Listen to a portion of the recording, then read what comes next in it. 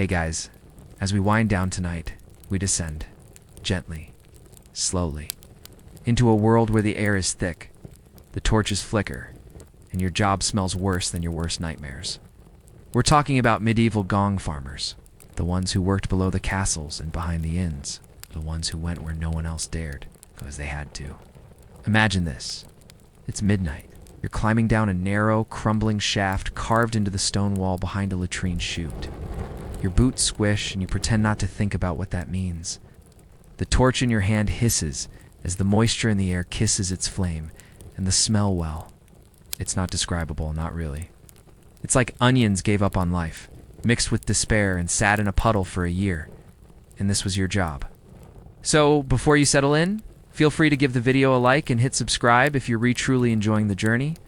It helps me keep telling these oddly specific stories that maybe no one asked for, but somehow we all need. You can also leave a comment. Let me know where you're listening from and what time it is there. It's always a small wonder to see people tuning in from so many corners of the world. Now, dim the lights, maybe turn on a fan for that gentle hum in the background, and together, let's ease into tonight's story. You think you've had a bad job? You haven't met a gong farmer? In the stratified world of medieval labor, someone had to deal with the waste. Not metaphorical waste. Literal human waste. Bucket by bucket. Night after night, you shovel in hand, with a silent, stinking backbone of a very necessary system. But this story isn't just about filth. It's about an entire underground economy built on what others flushed away. It's about backbreaking labor done in darkness and shame. And it's about the strange, quiet pride of someone who kept a town from drowning in itself. In this episode, we'll wade, figuratively, thankfully, through the realities of gong farming, explore a forgotten sanitation strike, dig up a surprising archaeological latrine, and peek into the perfumed privy of a very pampered duchess. It stinks, but it's history. You didn't apply for this job. No one ever did. It found you, like a stray dog with mange, missing teeth, and a faint aura of doom. Maybe you were born into it. Maybe your debts left you with no other choice. Or maybe someone pointed at you and said, "You'll do." Either way, tonight, once again, you are the gong farmer, and the gong is ready. Not a bell, not a song. Gong, in this case, means human excrement. All of it. From everyone, every inn, every castle, every rowdy tavern and sluggish monastery. It flows down the chutes and piles up beneath the seats.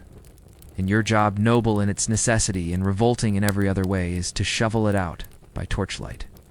The torch flickers, casting long shadows on the damp walls. Every sound echoes like a groan from something ancient and annoyed.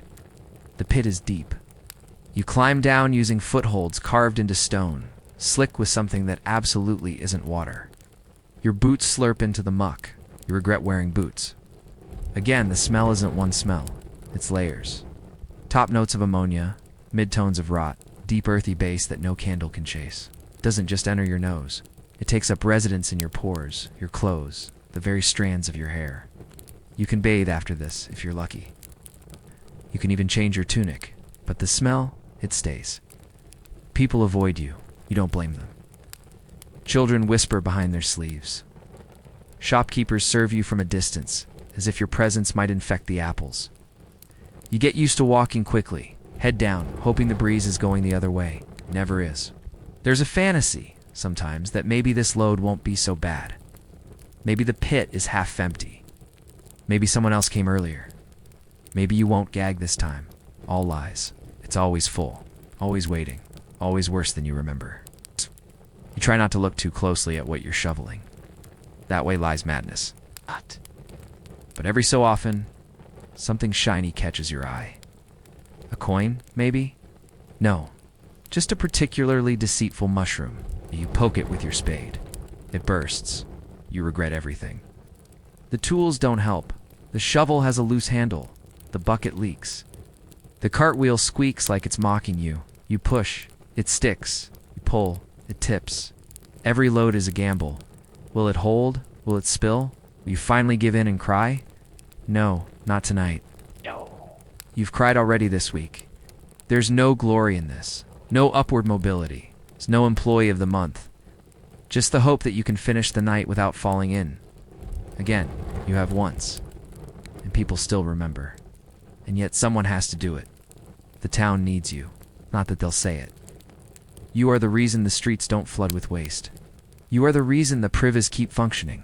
You're the unacknowledged guardian of sanitary decency. And when dawn comes and the air shifts from sour to stale, you push the last bucket into the compost pile, wipe your face with a rag that hasn't been cleaned since last Lent, and head home. Chickens don't greet you. The dog won't sit near you. Even your shadow seems embarrassed. But hey, at least the pit is empty. Until tomorrow. You don't work during the day. It's for the bakers, the butchers, and people who have the luxury of sunlight and eye contact. No, you work at night like a raccoon with a job at Dosen Tea want and a cart full of other people's regrets. It's not because you're mysterious. It's because you're unwelcome. See, daylight reveals too much. It invites judgment. No one wants to see you doing your work. Not the tavern patrons sipping ale. Not the clergy pretending they never use the privy. Not even the pigs rooting in the mud. They all want the filth to disappear, but preferably without ever seeing it leave. So you work in the shadows. Quietly.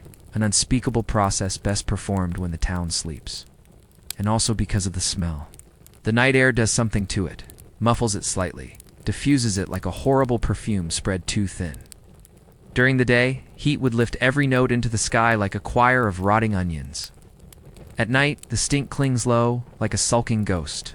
Still awful, but not quite operatic. Your lantern is a joke. It's supposed to help. It doesn't. It casts just enough light to see how awful everything is, but not quite enough to avoid stepping in it. It swings when you walk, casting strange.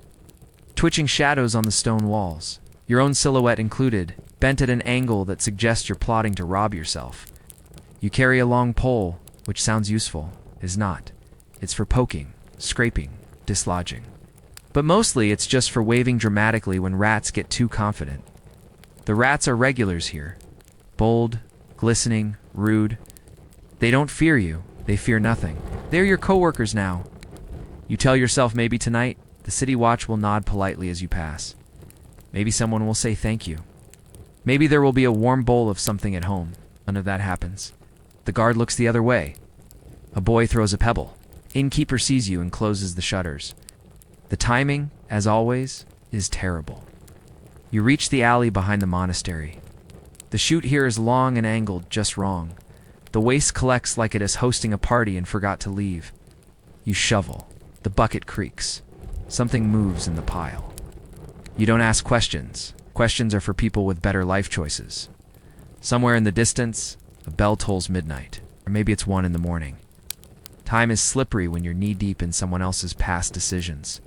The torch sputters, your hands are raw, and there's still the manor house to visit. Nobles, it turns out, produce as much as anyone else, just with more dramatic flair and worse diets. You remind yourself, this pays more than farm work. Barely it comes with fewer taxes. Supposedly, but mostly you stay because it's work. Steady, grim, and weirdly reliable. The cesspit may overflow, but it never disappears, just like you. Eventually your cart is full. Creak it down the lane, past shuttered windows. And sleeping cats, toward the dump just outside town. The moon is full. It reflects on the slick surface in the bucket. You pretend it's soup. You fail. Still the night is quiet now. The worst is done. And your shadow, bent and dragging behind you, somehow looks almost peaceful. If you squint, you tell yourself it's just waste. Just night soil. Just the daily gift of 100 bowels and no gratitude. But it isn't. Not really. Because sometimes the pit contains other things. Things that should not be there. Things that were probably once part of a conversation like, quick, throw it in before anyone sees. Tonight is one of those nights. The chute behind the tavern is overflowing again. Of course it is. You knew it before you arrived, because the air down the alley smells like stew and betrayal. You lift the cover and gag. It's not the usual soup of human sorrows. There's something else, something oddly sweet, which is never a good sign. You reach down with the pole. It catches on something heavy. You brace, pull, and thunk. It's metal. You squint in the torchlight. A helmet? Yes, a helmet. Still mostly intact, still housing what used to be someone's head. You put it aside carefully. There's paperwork for this. It's probably you try to go back to the task. Shovel, scoop, pour, shovel, scoop. But then the pole catches again. Something soft this time. Cloth. You tug, and up comes what might once have been a purse. It's tied shut. You open it. Buttons. A whole purse of buttons. Why? No answer comes except the soft drip of filth back into the pit. It's not always grim. Sometimes it's just strange. A doll's head. A rusted fork. Shoe without its partner, which you find 3 weeks later in an entirely different latrine. One time you pulled up a whole roast chicken, untouched except by time. You considered keeping it. You regret nothing. These finds aren't treasures. They're interruptions. Glimpses into other people's moments of panic or forgetfulness. You don't want to imagine the stories, but your brain fills in the blanks anyway. A thief chased through the alleys, dumping loot as he fled. A housemaid disposing of a lover's gift. A nobleman hiding the evidence of a failed duel, or worse, someone trying to hide something that used to breathe. Sometimes there are coins. Not often, and never clean. You nudge one with the tip of your shovel. It sinks. You leave it. You've learned your lesson. It's the last time you kept a pit coin, your hand broke out in blisters, and your dog wouldn't look at you for a week. One night, near the bishop's residence, you found a book, not a page. A whole book, leather-bound and swollen with secrets. You couldn't read it. Most Gong farmers can but you dried it by the fire anyway. It cracked as it curled, like something resisting resurrection. You kept it, just in case. It's an unspoken rule among Gong farmers. Don't talk about what you find. People get nervous. 8. The town relies on you not noticing, not asking, not telling. You are the last stop in the chain of denial. The place where secrets sink. Still, some nights, when the torch burns low and the pit is quiet, you wonder about the button purse, the helmet, the book. You wonder how much of history is down here, marinating in rot and time, and then something bubbles. You stop wondering. You finish your shift. You go home. Tomorrow the pit will have something new. Your shovel is not a miracle. It is not enchanted. It does not glide through filth like a blade through butter. It is, in fact, shaped wrong for everything except regret. You named it once, out of boredom, or maybe madness. Its name is Splinter, because it gives them, not to the waste, to you. And despite what you hoped, names do not make tools behave better. Tonight, Splinter's handle is loose again. You wrapped it in twine last week, then leather, then more twine. Now it resembles a scarecrow's leg, fragile, flammable, and full of false promises. You pick it up anyway. Next is the bucket. It used to be wooden. Then it was half wood, half patch.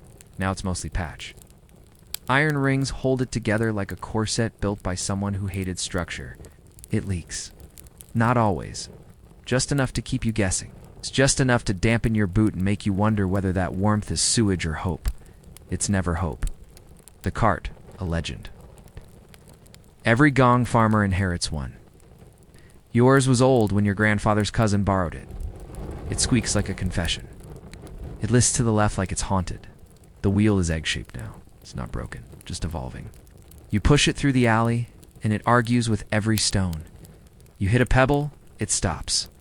You lift the front, it groans. You consider abandoning it.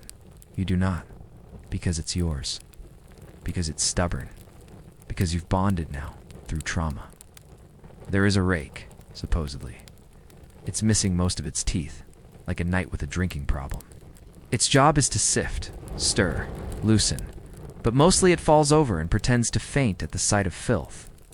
Your lantern, held together with wax strips and luck, it sputters when you exhale too hard. The glass has a crack. The crack has a name.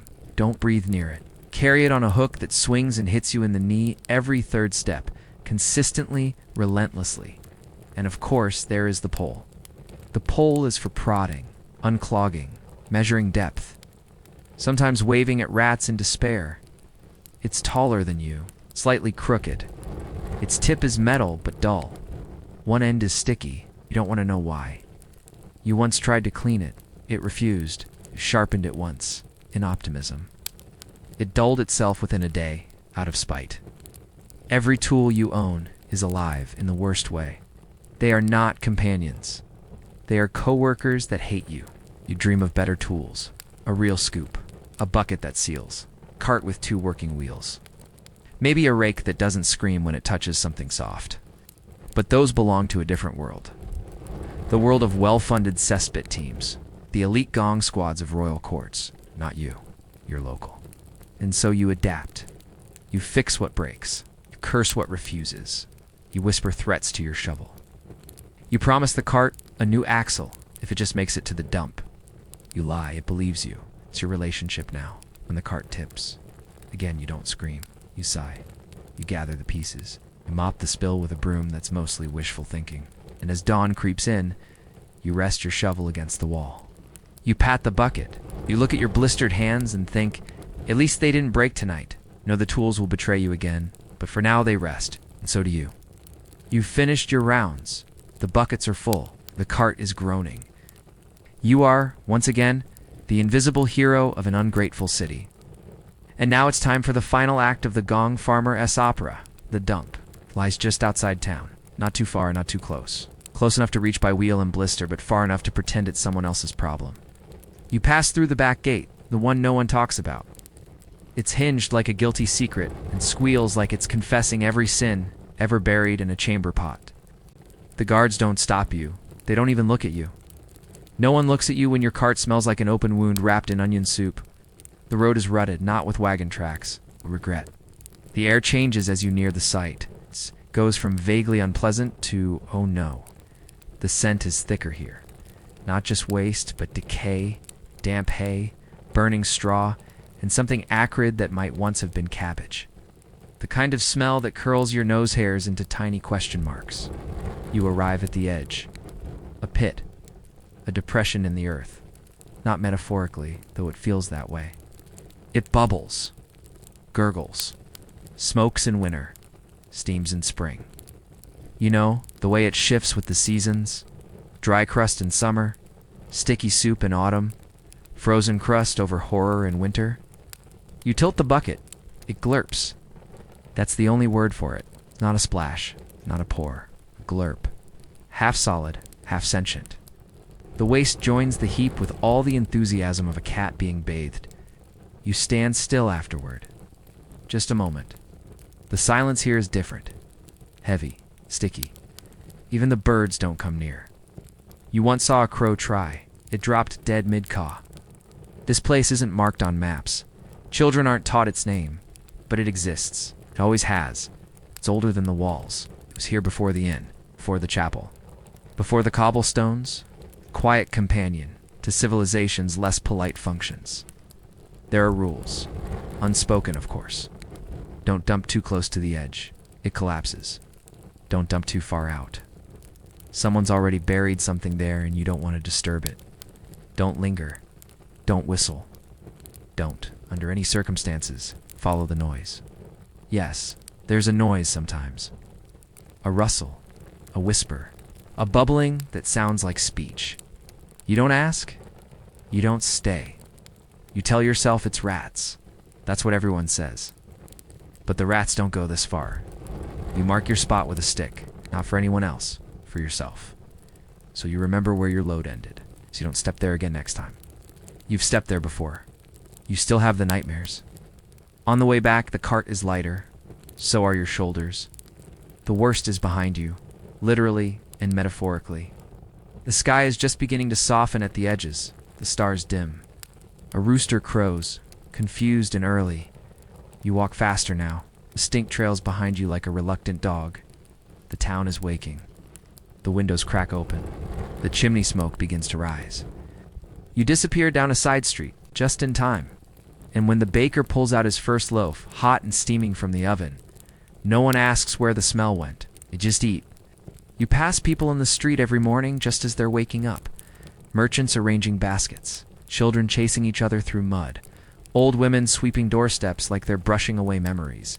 And not a single one says hello. They know you, but they pretend they don't. You're the Gong Farmer. Name nobody says out loud unless something breaks, overflows, or starts bubbling in a way that shouldn't. Then they find you. Then suddenly you're important.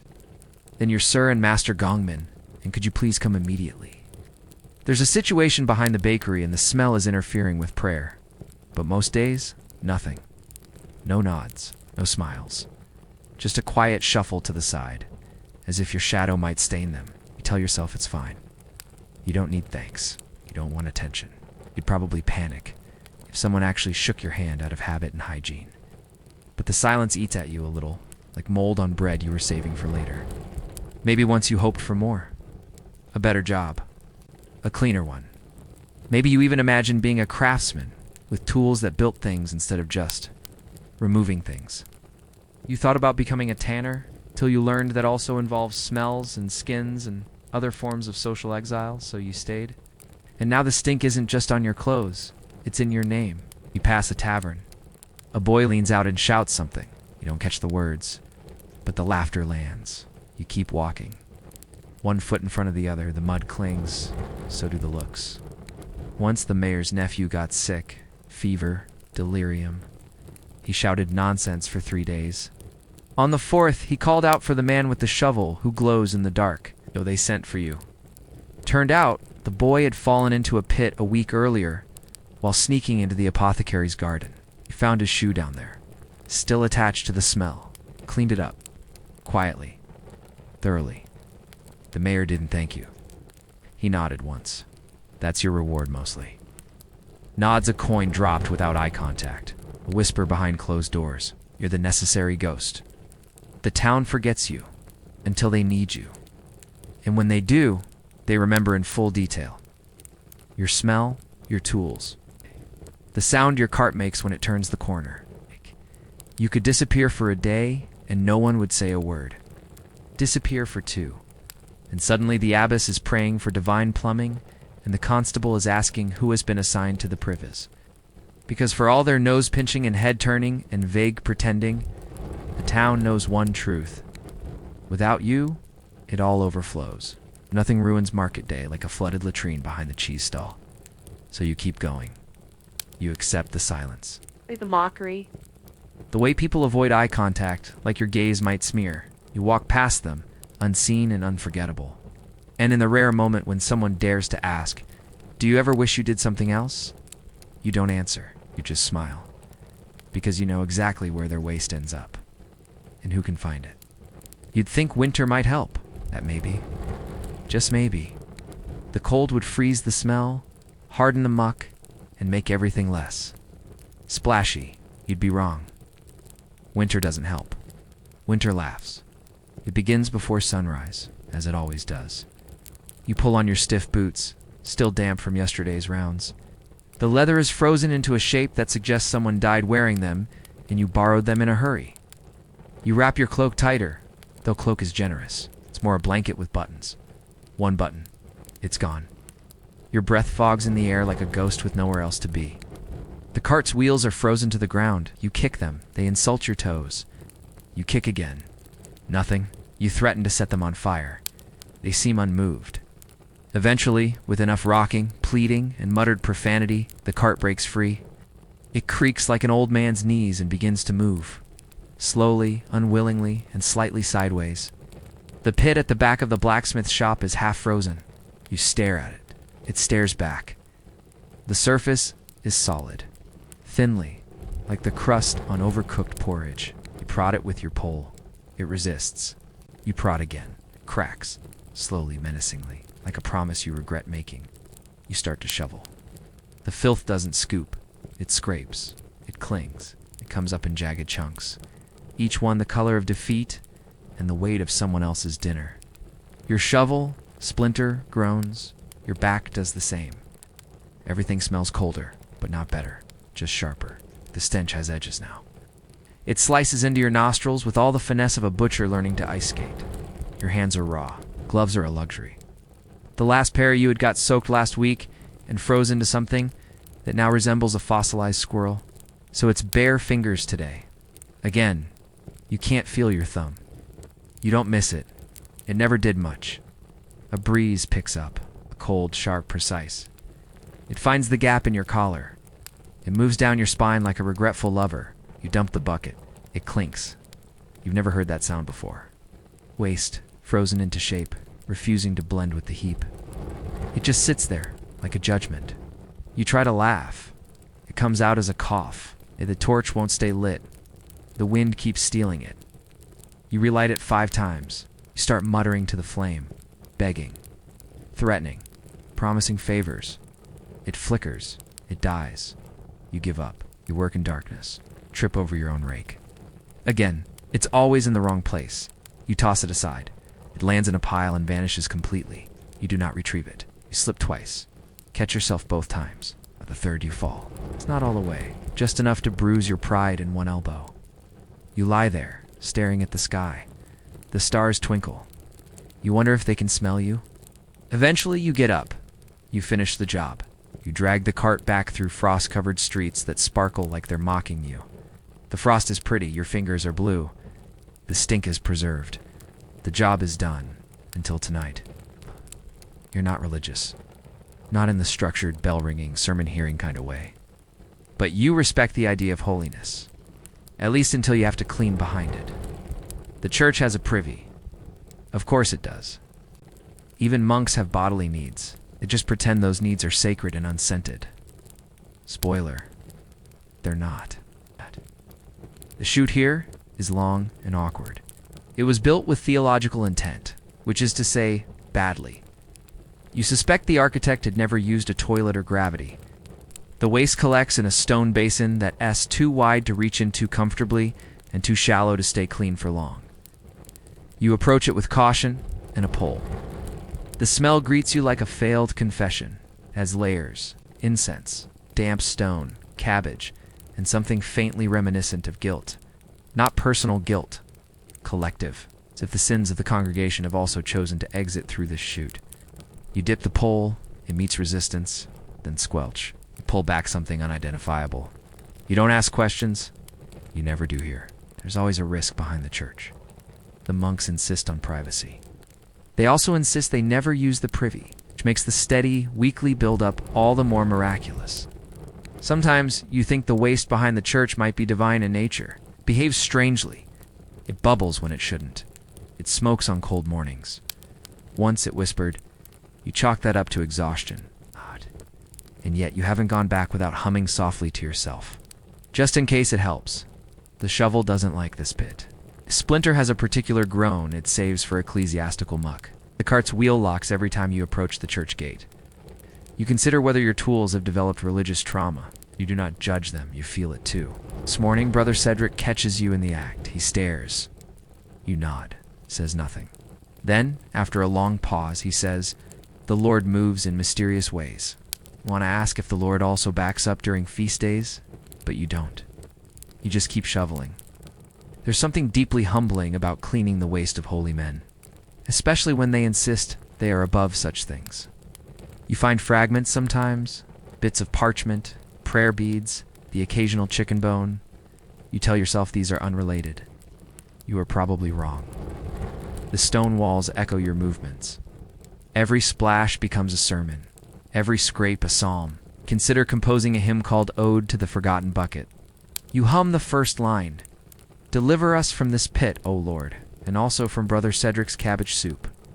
You dump the waste into the cart. It sloshes. The sound is louder here, like judgment. You wince. Brother Cedric crosses himself. The job is finished, for now. You leave the churchyard with your head low and your boots dripping. The town square is quiet. Morning prayers begin. Bells ring out. People bow their heads. You walk past them, hauling a full cart of spiritual remains. And somewhere in the distance, you swear the pit sighs. You weren't always alone. Once, briefly, there was an apprentice. His name was Tom, or possibly Thomlin. It didn't matter. He didn't last long enough for the spelling to matter. We showed up in spring, which was optimistic. Spring means thaw. Thaw means runoff. Runoff means everything buried or frozen in winter comes back with a vengeance. It's the season where the pits remember. Tom had wide eyes and clean hands. He wore shoes with laces. Called you sir and asked where the gloves were. You said, "What gloves?" and he laughed. You didn't. You handed him the pole. He held it like it might have feelings. You told him to check the south pit behind the alehouse. He asked if there would be rats. You said yes. He asked how many. You said, enough to vote. That was the last joke he enjoyed. The pit that day was unusually full. It's overflowing, actually. Like someone had tried to host a feast directly over it and forgotten how digestion works. The surface shimmered with oil and shame. The smell rose before them, reached into Tom's lungs, and rearranged his understanding of the world. He gagged. Once. Twice. Then he vomited into the pit, which felt rude but appropriate. Still, he kept going. He asked how to scoop. You demonstrated. He tried. The shovel slipped. He tried again. A splash. Not big. Just big enough to remind him that gravity hates optimism. He stood there for a moment, covered in a blessing no one asked for, and whispered something to the sky. It sounded like a prayer or a resignation letter. You offered him a rag. He refused. You offered him silence. He accepted. After 2 hours, he stopped speaking entirely. After 4, he developed a twitch. By evening, his pupils had dilated and his boots were missing. You asked if he was cold? He said he could no longer feel the concept of temperature. You finished the route together. Quietly, efficiently. At the dump, he looked into the pit and asked, "Does it ever get better?" You said no. Then you added, "But you get faster." He nodded slowly, like someone nodding to death itself. He didn't come back. The next morning, his boots were neatly placed beside the cart. A note sat on top. It read, "I'm sorry. Please burn these." You did. You never saw him again. But you hear things. That he moved to a coastal village. That he became a beekeeper. That he doesn't speak on rainy days. You're not sure what's true. But once, a tanner passing through town mentioned a man who flinched at the sound of buckets. You smiled. Quietly. Sadly. Sometimes you wonder if you should take on another apprentice. Pass on your skills. Teach the sacred angle of the shovel. The correct wrist flick for frozen waste. The delicate art of walking through town without making eye contact. But then you remember Tom's face, and you keep working alone. There's peace in solitude and fewer witnesses. You don't dream anymore. Not properly. Not since you took the job. Sleep is a suggestion now. An awkward truce between exhaustion and memory. You lie down after sunrise, when the rest of the town is stirring porridge and pretending they don't know where their waste went. Your bed is straw. Mostly some of it is straw. Some of it is something pretending to be straw. It crackles, pokes. It smells faintly of mildew and deeply of you. The blanket is thin enough to read through and smells like a long-forgotten cheese. Still, you're tired. Your hands ache. Your knees complain in languages you don't speak. You lie down, close your eyes, and wait for silence. But the smell doesn't sleep. It clings to your nose, hairs, to your eyebrows, to the inside of your sinuses, like an over-affectionate ghost. You washed? You swear you washed? Twice. Maybe 3 times. The soap ran away halfway through, and the water smelled slightly of duck, but still, you scrubbed. It doesn't matter. The smell has moved in. It rearranges your dreams. You dream of dinner, until the stew begins to bubble in familiar, unwelcome ways. You dream of a bath, until the water turns brown, then hisses. You dream of flight, but you're flying over a field of latrines, and the wind is against you. You wake up coughing. You weren't coughing, not until the smell reminded your lungs what they'd inhaled 4 hours ago. You turn the pillow over. It helps. It's for 10 seconds. The chickens outside start yelling about something. The neighbor's goat has escaped again. Someone bangs a pot 2 streets away. Sleep slides further away, offended and disheveled. You try to relax. You tell yourself you'll sleep eventually. You remind yourself you've done this before. Thousands of mornings curling into the straw, smelling of secrets no one else wants to know.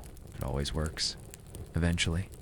Except today, the smell is especially clingy, like it knows you're trying to escape it. Like it's jealous. You light a small candle, more for comfort than light. The wax is supposed to be lavender scented.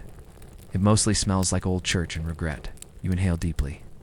Regret wins. Maybe you'll get used to it. Maybe you already have. Maybe your nose has adjusted and this is just the memory of smell, clinging to your mind like mold to damp linen. You bury your face in the cleanest corner of your blanket. You imagine the wind. Trees, a field, anything. You get cabbage and turnips. and one very large eel. You sigh. Eventually you do sleep. Not deeply. Not fully. But enough for your muscles to forget briefly what they carried. Enough for your brain to stop replaying the moment when the rake snapped and you landed elbow first in something unholy. But the smell stays. It always stays. It's in your room, in your clothes, in the walls. You are not alone. You are never alone. Because even when the pits are empty, you still carry them. It starts like most disasters, quietly, with something not happening. You wake up in London, it's 1357. The bells ring. The bread stalls open, the fishmongers shout, the carts creak. But something is wrong. Not immediately obvious, not at first. Just something missing. The smell is different, not gone, never gone. But higher, pungent, closer to street level. You walk past the alley behind the baker's shop, a puddle bubbles there. You step around it. Then you see the one behind the butcher, and another near the market. Well, one by one, like overripe fruit splitting at the seams, the privies of the capital are overflowing. The Gong farmers haven't come. Ow. No one says it at first. No one wants to believe it. But by noon, it's undeniable. The city is holding its breath, and it smells terrible. The night soil teems. Those grim-faced men with buckets and poles and carts that rattle like skeletons are gone. They haven't just skipped a shift, vanished, disappeared into alleys and rumors. You ask a merchant, he shrugs. You ask a constable, he frowns. You ask the tanner and he says, good for them. You ask the town clerk, and he mutters something about rates and refusals and a most uncivil rebellion. By dusk, it becomes clear. This is a strike. A latrine strike. And London is not ready. The chamber pots pile up. Buckets brim. The alley drains back up with a sluggish vengeance. The Thames, always a participant in civic filth, is being asked to handle more than usual. Even it seems overwhelmed. Oh! You hear shouting near Fish Street. A butcher's apprentice has slipped on a runoff trail and twisted his ankle. The master blames the baker. The baker blames the monks. The monks blame sin. The taverns still serve ale, but now it's with a disclaimer. Privy access suspended. Use the alley. Avoid the left wall. You try to use the public privy near the bridge. There's a queue. You wait. It doesn't move. Eventually, someone emerges and declares it's full. You don't ask for clarification. The tone was enough. People are talking now, loudly, uncomfortably, and always with handkerchiefs held near their faces. There are theories. Some say the Gong farmers were underpaid. Others say they were overworked. Some whisper of a secret meeting by torchlight in a dry corner of the dump, where they declared in unison, no more. By midnight, the first riot begins. It's not planned. It's not even a proper riot. Just a group of tired shopkeepers, furious bakers, and two very drunk minstrels throwing old cabbage at the mayor's windows. Someone brings a torch. Someone else brings a bucket. It's not water.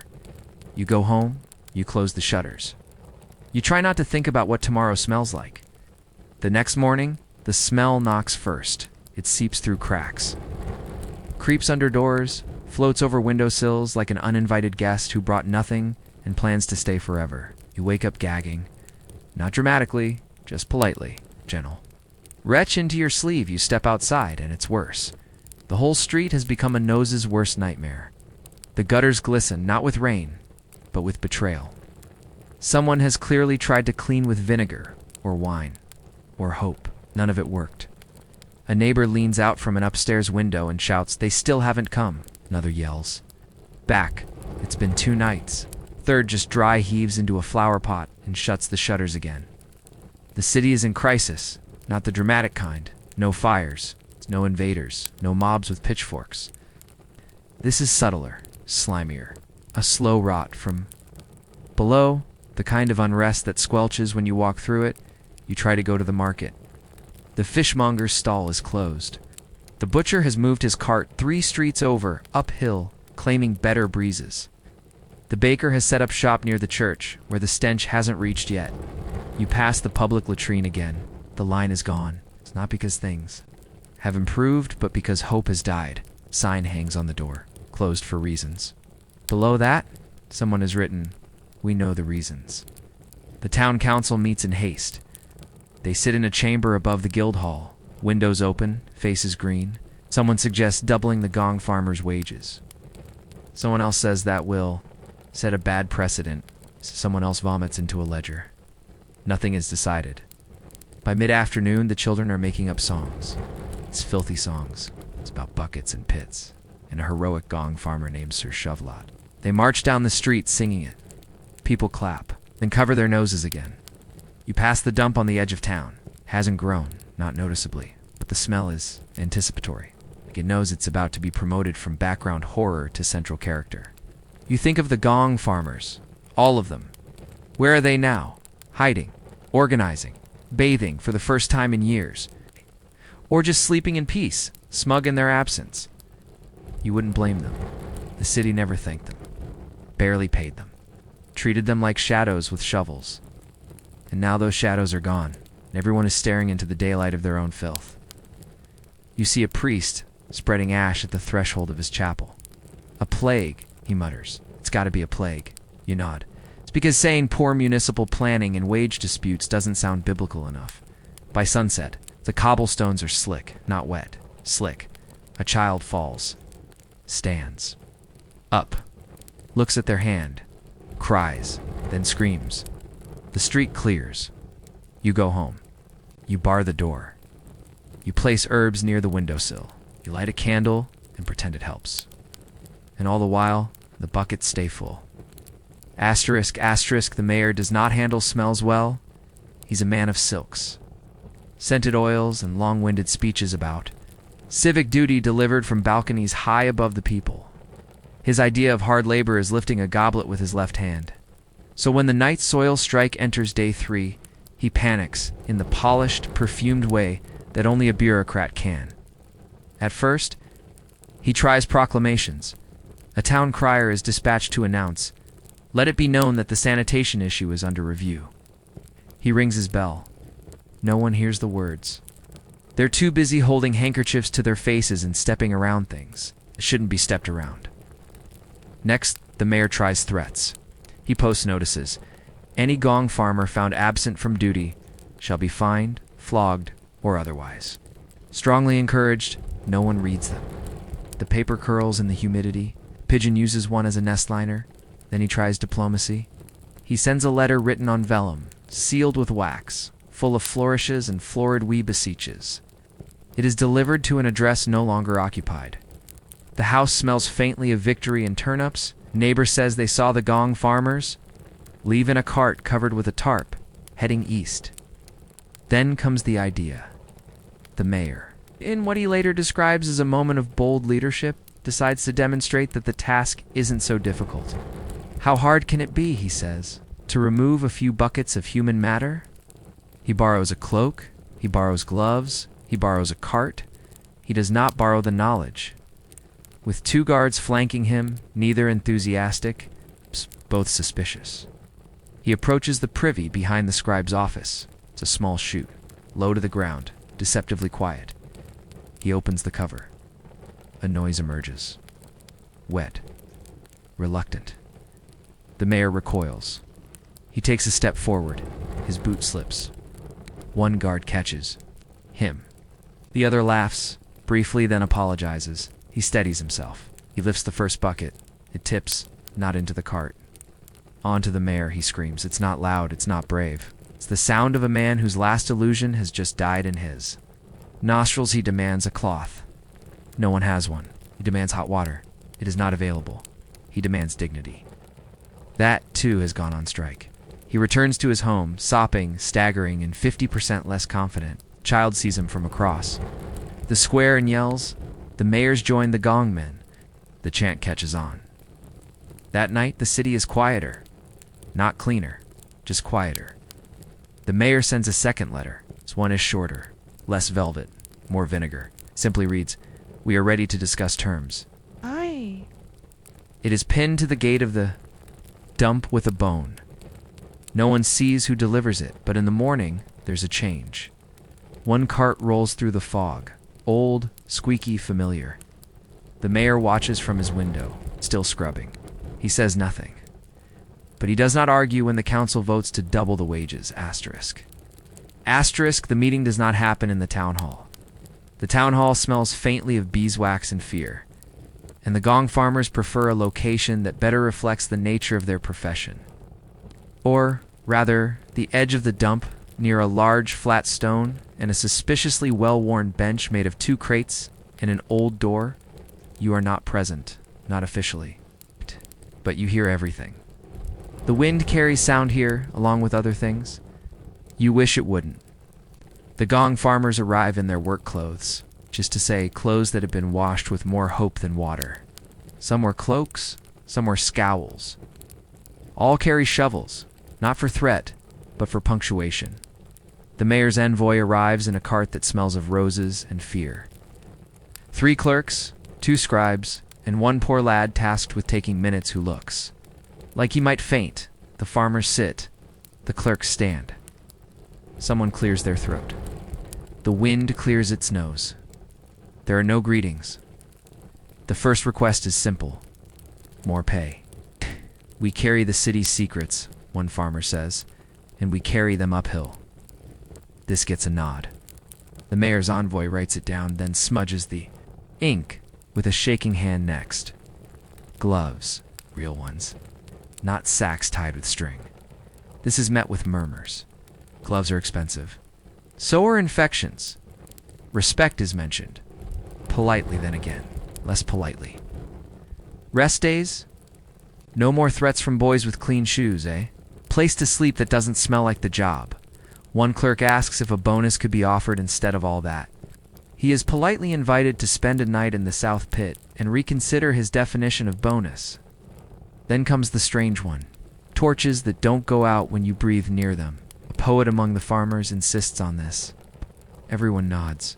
The clerk writes it down, underlines it twice, and doodles a small flame. There's silence. Then, the real demand, recognition. The farmers want names listed, officially on a board, not buried in ledgers or whispered behind doors, but written plainly.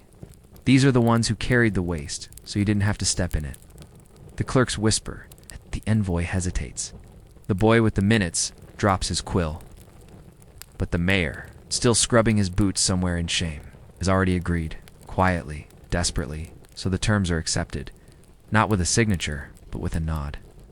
A shovel tapped against stone. Candle. Lit, and for once not extinguished. The envoy leaves. The farmers stay a while longer. Share a bottle. Pass around a hard heel of bread that no one bites. They stare at the steaming pit in the distance. No one says anything sentimental, but someone does mutter, "We're going to need new carts." You watch from your place on. The hill. You think about your hands, your back, your tools. You think about the first time someone stepped aside instead of recoiling. You think maybe, it's just maybe, it might not be awful forever. And then the wind shifts, and you remember the smell. Still, the terms stand. And for the first time in years, the dump feels organized. The first sound is the squeak, familiar, predictable.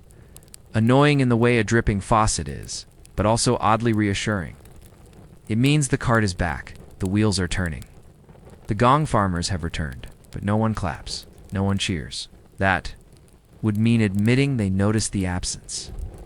Instead, they peek through shutters, pretend to be sweeping, adjust window boxes that haven't been touched in weeks. One man stares at a cabbage for 15 minutes just to avoid making eye contact. You push your cart down the street. It groans like an old dog rising too early. People part without being told. They make space, like a river around a rock. It's polite, quiet, almost respectful, if you ignore the pinched noses and held breaths. Someone says, "Glad to see the streets are moving again." You nod. You don't say what you're thinking, which is, you never stopped moving. The pit behind the fishmongers is your first stop. It welcomes you back like a forgotten friend with terrible hygiene. The buildup is worse than usual layers, colors, smells you haven't met before. You shovel without comment. You rake gently. like brushing a horse you don't trust. The torch behaves. The rats keep their distance. The cart holds small miracles. All at the bakery. The owner places a warm roll on a cloth and sets it near your cart. No words, just a gesture. You leave it there. Not because you're proud, but because your gloves are currently in negotiations with the flower stuck to the ground at the church. Brother Cedric nods. Once, then immediately sprinkles ash in your direction. You choose to believe it's symbolic. Someone has cleaned the dump. Not a full cleaning, just a rearrangement. The kind that says, "We know this is a sacred pile of filth now, and we will treat it accordingly." There's even a rope fence.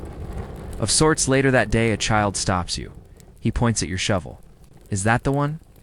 You pause. "The one you used to fight off the monster in the alley?" Blink. "Someone has been telling stories?" You nod. Slowly, the boy's eyes widen. He runs off, yelling, "He's real. Sir Shovelot is real." You sigh, but you smile. It happens again.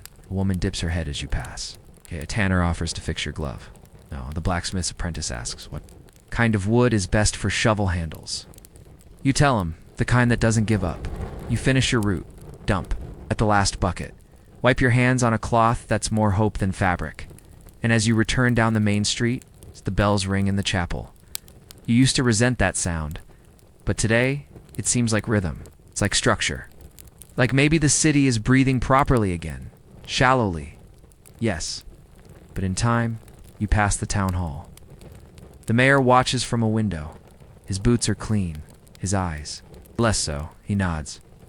You don't nod back, because the smell may fade. But memory. It is stronger. And tomorrow, the carts will roll again, as they always do. Asterisk, asterisk, asterisk. It starts. It's all bureaucracies do. With a table and a man with very small handwriting. The table is borrowed. The handwriting is not. You're called to the meeting. Not formally, not grandly. Just a quiet message left at the dump. Scratched into a board with a nail. Meeting. Back of the tannery. Bring shovel. Optional. You go so do 10 others. All men and women with the same unmistakable hunch in their shoulders. Same soot under their nails. And that slow, squinting walk of someone who's seen too much in poor lighting. The meeting begins. There is no speech. Just someone clearing their throat and saying, "Well, if they're going to pay us properly, we might as well pretend we're important." Everyone agrees. Thus, the Guild of Gong is born. It is not prestigious. It is not blessed. It is, however, deeply practical. You start with rules. Rule 1. Don't fall in. It's not funny. Everyone has done it. Everyone has opinions. There's debate about the best rope length. Someone suggests a buddy system. Someone else suggests simply don't drink before your shift. Rule 2. Don't take anything out of the pit unless it's moving or metal. Someone argues for books. You remind them of the book incident. Smell never left. Rule 3. If someone offers you cabbage soup as payment, refuse. That's just recycling. There are nods. Then you elect a spokesperson. It's Tom, not your Tom, but another one, as the city apparently has many. This Tom can write and speak, and sweat under pressure, which is apparently a leadership trait. Tom proposes benefits, shared soap, a cart fund.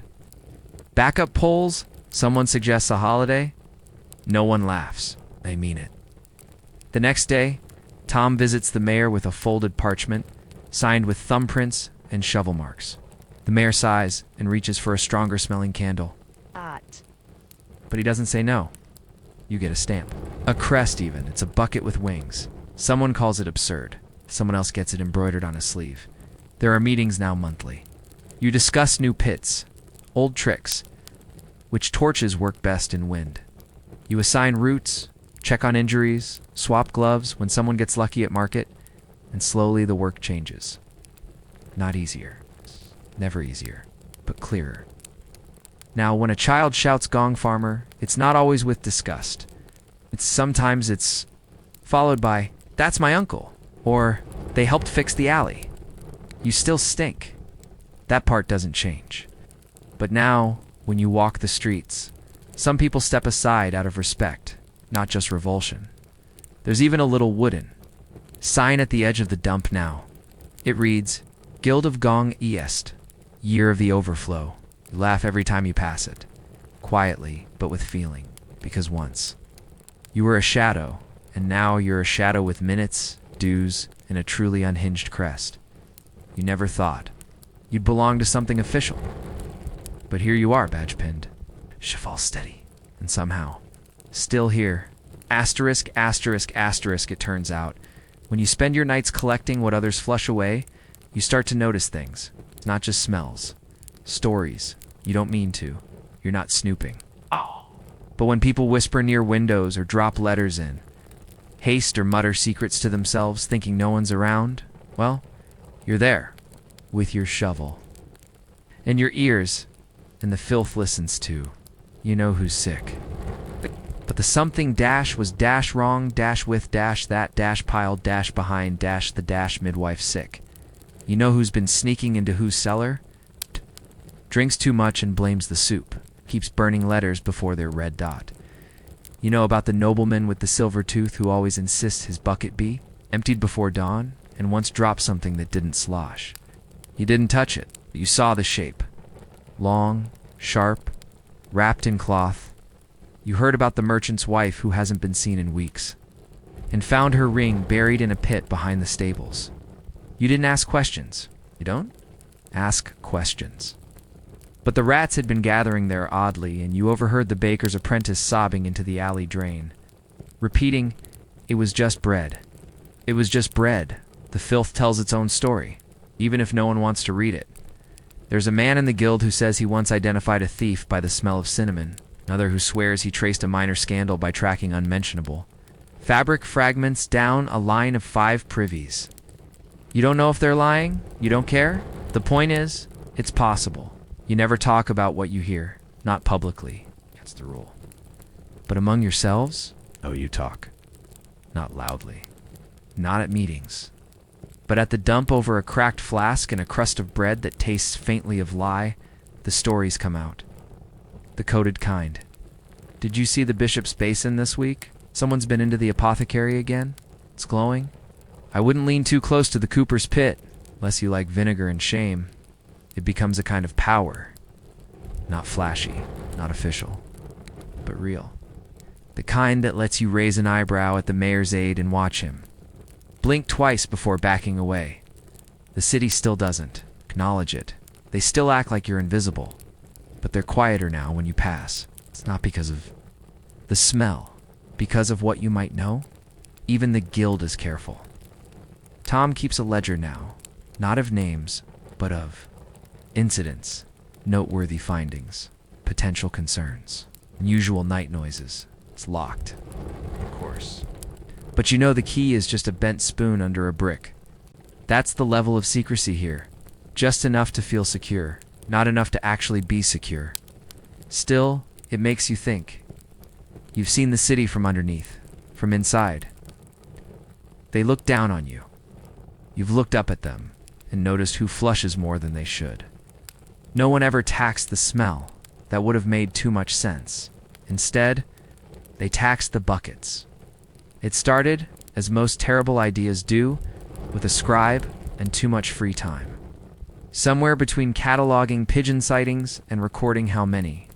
Eel pies were sold at Michaelmas. He had a revelation. There are so many buckets. So many, and none of them pay taxes. So the bucket tax was born. You found out the usual way. A notice nailed to a post near the bakery, already curling in. The damp air already ignored by half the population. It read, "Henceforth each receptacle used in the collection and conveyance of night soil shall be subject to a municipal fee, not to exceed 2 farthings monthly per unit." You read it twice. You hoped it was satire. It was suddenly. The city's most unpleasant job also became a paperwork nightmare. You were expected to register your buckets. Describe them. Provide an estimate of volume. Some clerks asked for measurements. One particularly enthusiastic man wanted sketches. You refused. He sent a boy to follow you. The boy fainted halfway through the route and now only eats toast. The guild tried to protest. Tom wrote an open letter, which was promptly ignored and then used to wrap sausages. You marched to the mayor's hall with 4 carts, 12 buckets, and an air of righteous stench. The guards locked the doors. The mayor opened a window and shouted something about civic responsibility. You left a bucket under his window. That message, at least, was received. But the tax remained, so people got clever. You stopped calling them buckets. They became personal collection vessels. It's temporary containment systems. Privy adjacent. Scooping units. One man tried to claim his was a hat. It had a brim. He wore it once. No one sat near him again. You painted numbers on the bottom instead of the sides. You shared buckets between shifts. Built secret compartments inside larger buckets and claimed the inner layer was decorative. The city responded with audits. Auditing buckets. The inspectors were young and clean and proud. The first one showed up in shoes that made a sound when he walked, like someone clapping with silk gloves. He asked you to produce your bucket inventory. You handed him one. He asked if that was all. You handed him another, and another, and another. At the 5th bucket, he looked concerned. At the 7th, began sweating. At the 10th, he ran. No one replaced him. After 3 weeks, the tax was quietly revised. It's no longer per bucket, now per household. Still absurd, but at least less personal. Tom declared it a victory. You declared it a delay, because you know how cities work. They don't fix problems, they rename them. And when the smell becomes too obvious to ignore, someone will find a way to fine you for causing it, even if all you did was show up, shovel in hand, to stop the streets from sinking. So you keep your buckets clean, you keep your records vague, and when the next notice goes up, you read it, sigh, and return to work. Because taxes come and go, but waste? Waste is eternal. Asterisk, asterisk, asterisk, you've always said. Waste tells a story, usually. No one listens. But then someone went missing. It was the apothecary's assistant, a quiet boy. Always scribbling in the margins of recipe scrolls, always smelling faintly, of honey and something sharp. One day he was there labeling jars. The next, his room was empty, and the alley behind the apothecary reeked of secrecy. It's in bad time. That's when they came to you. Not for comfort, for answers. You were the last. To clear the pit behind the apothecary? You didn't see the boy? You didn't hear anything? But now the constable stands in your doorway, trying not to breathe too deeply, asking if you remember anything. Unusual you do. You always do. But unusual is your job. You remember a scrape. Against stone, a sound like a dropped jar. You remember the scent of oil of vitriol, faint but fresh. You remember a fragment of cloth, fine, embroidered, and clinging to your rake like a bad decision. You didn't mention it at the time. Why would you? Most of what you pull from pits isn't worth conversation, but now it's evidence. And you're holding it. The constable leans in. You lean away. He asks if he can see your buckets. You laugh not kindly. You have 15? Which one would he like? The one that smells like lies? One that hasn't stopped dripping since Pentecost? He doesn't laugh back. The guilt gets involved. Tom writes a letter, demanding protection. Another farmer, Gerald, is interrogated for 3 hours about a bucket he hasn't used since the solstice. It ends with Gerald declaring, "If you find a boy in that bucket, I'll eat my boots." They don't find a boy, but Gerald still eats part of his boot out of pride. The investigation goes nowhere. The apprentice remains missing, and the bucket is returned washed. Poorly, you hang it on a hook. You don't use it again, not out of fear. Out of principle, because that bucket was involved in something that wasn't yours? You have enough filth to carry already. Weeks later, a rumor spreads. The boy ran away, joined a troupe of traveling candle makers. Or maybe he eloped with a brewer's daughter. Or maybe, most likely, he knew something he shouldn't have. And so did his waste. You think about it every time you pass that alley, the stain never quite lifted. You keep your head down. Your gloves on, your rake sharp. Because the city forgets until it needs someone to remember, and when it does, turns to the only people who've seen its secrets fermenting in darkness. You, the next time the constable visits, it gets friendlier. He brings a roll. Not fresh, but not insulting. He nods. You nod back. Neither of you mentions the boy or the smell, but you both smell it. Still, asterisk, asterisk, asterisk, every guild eventually wants a symbol, a banner, a plaque, statue, if they're particularly bold or bored. You weren't asking for much, just a little. Acknowledgement. Something beyond coin. Something that said, we were here. And we carried your filth with grace and minimal complaint. You suggested a bench. Tom suggested a statue. You laughed. So did everyone else. Tom didn't. And that's how it started. The proposal was modest. A small monument tucked near the dump entrance, maybe featuring a shovel and a torch. Nothing ostentatious. Nothing scented. The mayor resisted.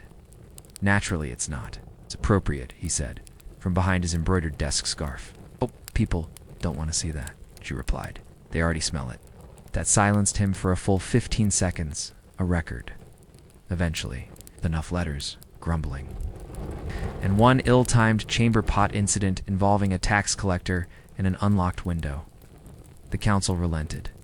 The statue was approved, barely it. Was to be funded by the guild itself. Of course, no city coin for such a fragrant legacy, so you pooled your wages. Gerald sold a goat, Tom found a sculptor, owed him a favor and a bucket. 3 months later it arrived, carved from stone that had been rejected by the cathedral, too porous, they said, too soft. It seemed perfect. It stood just under 6 feet. On a base of brick and bone, the figure was ambiguous, not male, not female, just tired shoulders hunched, eyes half closed, holding a shovel in one hand and a torch in the other. No heroes. Pose just a stance of quiet resignation. The base was engraved with 6 simple words. We came. We scooped. We left. Some people laughed. Some complained. Someone wrote a sermon calling it an affront to civic aesthetics. But it stayed. Because no one could agree on how to remove it without insulting the guild, and no one wanted to handle the guild, so it stood. Birds landed on it. Rats nested under it. Children played near it, not knowing what it meant. Lovers used it as a meeting point. I'll wait for you by the sad man with the bucket, they'd say. Years passed, the statue weathered, the face blurred, the shovel cracked, but the message held, and every time you passed it, cart full. Boots heavy, back humming with the low ache of honest grime. You looked up just for a second, just enough to remember that once you asked to be seen, and someone said yes, even if it's with stone that smells faintly of mildew and compromise even. If people walk by and pretend they don't know what it is, even if pigeons now do most of the decorating, it exists. And that's enough. Because for all the days, no one thanked you. For all the nights spent in pits and the mornings spent smelling like society's secrets. For all the ignored nods and washed off footprints, there is now a reminder. UN Beling. ENMOV. NG. Undeniably present. And on the worst days, when the buckets are many and your gloves are torn and your torch sputters like it's trying to escape, you see the statue, you nod, and keep walking. It started with a scream, not the dramatic kind. Just a quick yelp, like someone had stepped on something sharp, or been stepped on by something sharper. Then came the crash. Then, inevitably, the smell had happened behind. A butcher's shop in York, a tidy place, all sharp hooks and louder opinions, run by a man whose feet were large, loud, and usually reliable. But not that morning. One moment. He was hauling a side of mutton through the alley. The next. The ground beneath him gave up entirely, collapsed like old pastry. They say he sank up to the waist. Before someone noticed, and then they stopped noticing. And started gagging, because the butcher hadn't fallen into mud, he had fallen into history. More specifically, a very old, very full latrine pit that hadn't been properly sealed since someone forgot about it. Roughly a century earlier, they pulled him out. Who's washed him? Dried him in shame. The meat was a loss. His dignity more so. But the hole remained, and that's when things got interesting.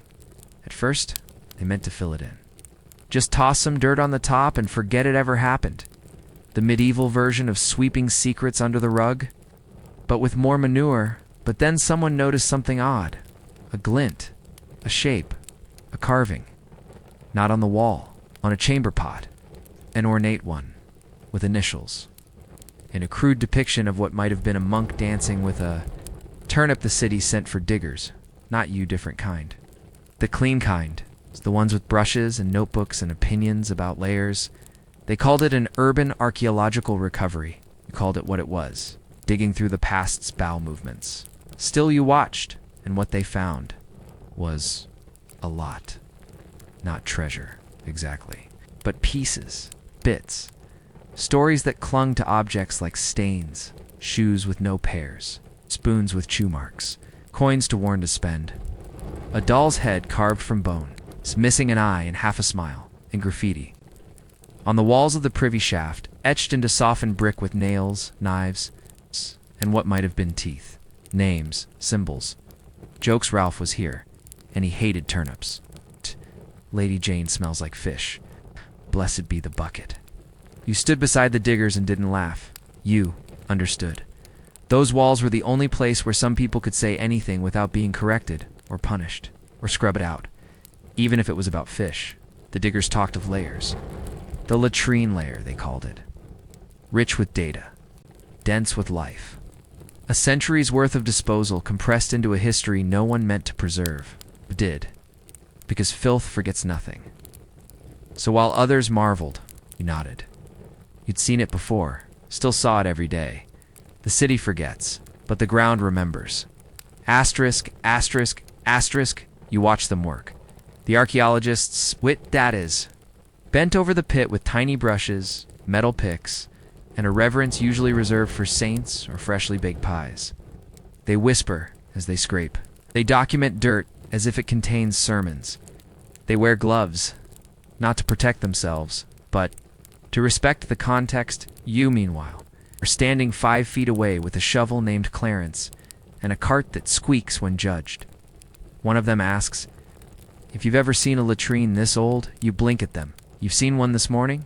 You've cleaned one this morning, but you don't say that. Instead, you nod politely, as if you two are surprised that people once used pits for waste and not, say, decorative fountains. They find a comb next. Wooden, worn, missing 2 teeth. They place it in a padded box, with all the reverence of a lost crown. You used one just like it last week. Yours is held together with string and denial. They uncover a boot. They'll declare it of significant cultural value. You point out that 3 streets over, someone still wears its twin. They don't laugh. One asks, what do you think about the pit? You want to say, it smells like betrayal and onions. You want to say, it's a small miracle this shaft didn't explode. In spring, you want to say, there are 5 more like it under this street. And one of them has a chicken skeleton arranged like it's dancing. Instead, you say it's deep. They nod solemnly.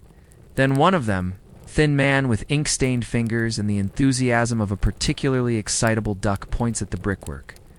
These patterns, he whispers, do you see? They reused stone from the Roman wall. Look, you do see, and you smile, because you remember that stone. You scraped muck from it last winter. It cut your finger. You bled on history. They talk about sanitation layers, about stratigraphy, about human behavior encoded in the way a spoon was dropped beside a shard of pottery. You think about Gerald dropping his lunch in a pit 2 days ago. You wonder if someone will dig it up in 500 years and call it a day. Ritual deposit. You wonder if they'll get your name right. Probably not. They found a scratched image of a fish. Called it symbolic. You recognize it immediately. It's the same fish etched on tavern signs across the city. It probably just meant this is where the fishmonger pees. But you let them have their meaning. You always do, because while they see history as something fragile and golden and waiting to be understood, you see it as something warm, wet, and still very much ongoing. They finish for the day, carefully repack their finds. Thank you for your insight, which you didn't provide. Ask if you'll keep an eye on the site overnight. You nod. Of course. You always keep an eye on the past. It just never stops bubbling up. Asterisk, asterisk, asterisk. There's a difference between what people leave in a latrine and what they lose in one. The archaeologists. Keep making lists, formal ones, on parchment, with headings like domestic utensils, organic remains, and unclassified anomalies. That last one grows longer every day. You keep your own list, in your head, less organized, more memorable. First was the dice. Not unusual, but strange in number 12, all carved from bone, all showing the same face. 6. The diggers theorized a game, a ritual, a cheat. You suspected someone just hated losing, then came the tooth. Not human, not animal, too large, too smooth, too deliberate. A scholar claimed it was a boar's tusk polished for ceremonial use. You thought it looked like something you'd use to open a stubborn barrel lid or fend off a goose. Then came the bell, tiny bronze, still faintly jingling. When they lifted it from the muck, they held it like it might curse them. You recognized it immediately. Monks tie them to sick beds so the dying can summon prayer, or attention, or just company. They found a half-written letter, stained, torn, addressed to no one. The only words, still legible, tell her it wasn't the bread. They found a shoe, children's size, no pair, stuffed with feathers. Theories swirled an offering, a prank, a lost pet's burial shoe. You didn't offer a theory, you just stared at it a little. Too long. Then came the pipe. Not a clay one, metal, thin, hollow, running deeper than the latrine pit was meant to go. They dug down and down, only to find it ended abruptly, capped with wax and marked with 3. Intersecting circles, they stopped digging, called it beyond the scope. One archaeologist packed up early that day and didn't come back. You kept working, because while they were uncovering the past, you were still neck-deep in the present. The pit filled with whispers, but your shovel didn't hesitate. You knew better than to ask why a letter ends up beneath a butcher's privy, or why a pipe runs to nowhere, or what a jester's bell is doing in a place with no stage. Latrines are where secrets go to be forgotten, but they don't disappear, they ferment. And when someone digs deep enough, they rise, bloated, absurd, and slightly jiggling with meaning. The archaeologists brought more boxes, more gloves, more theories. You brought a new torch.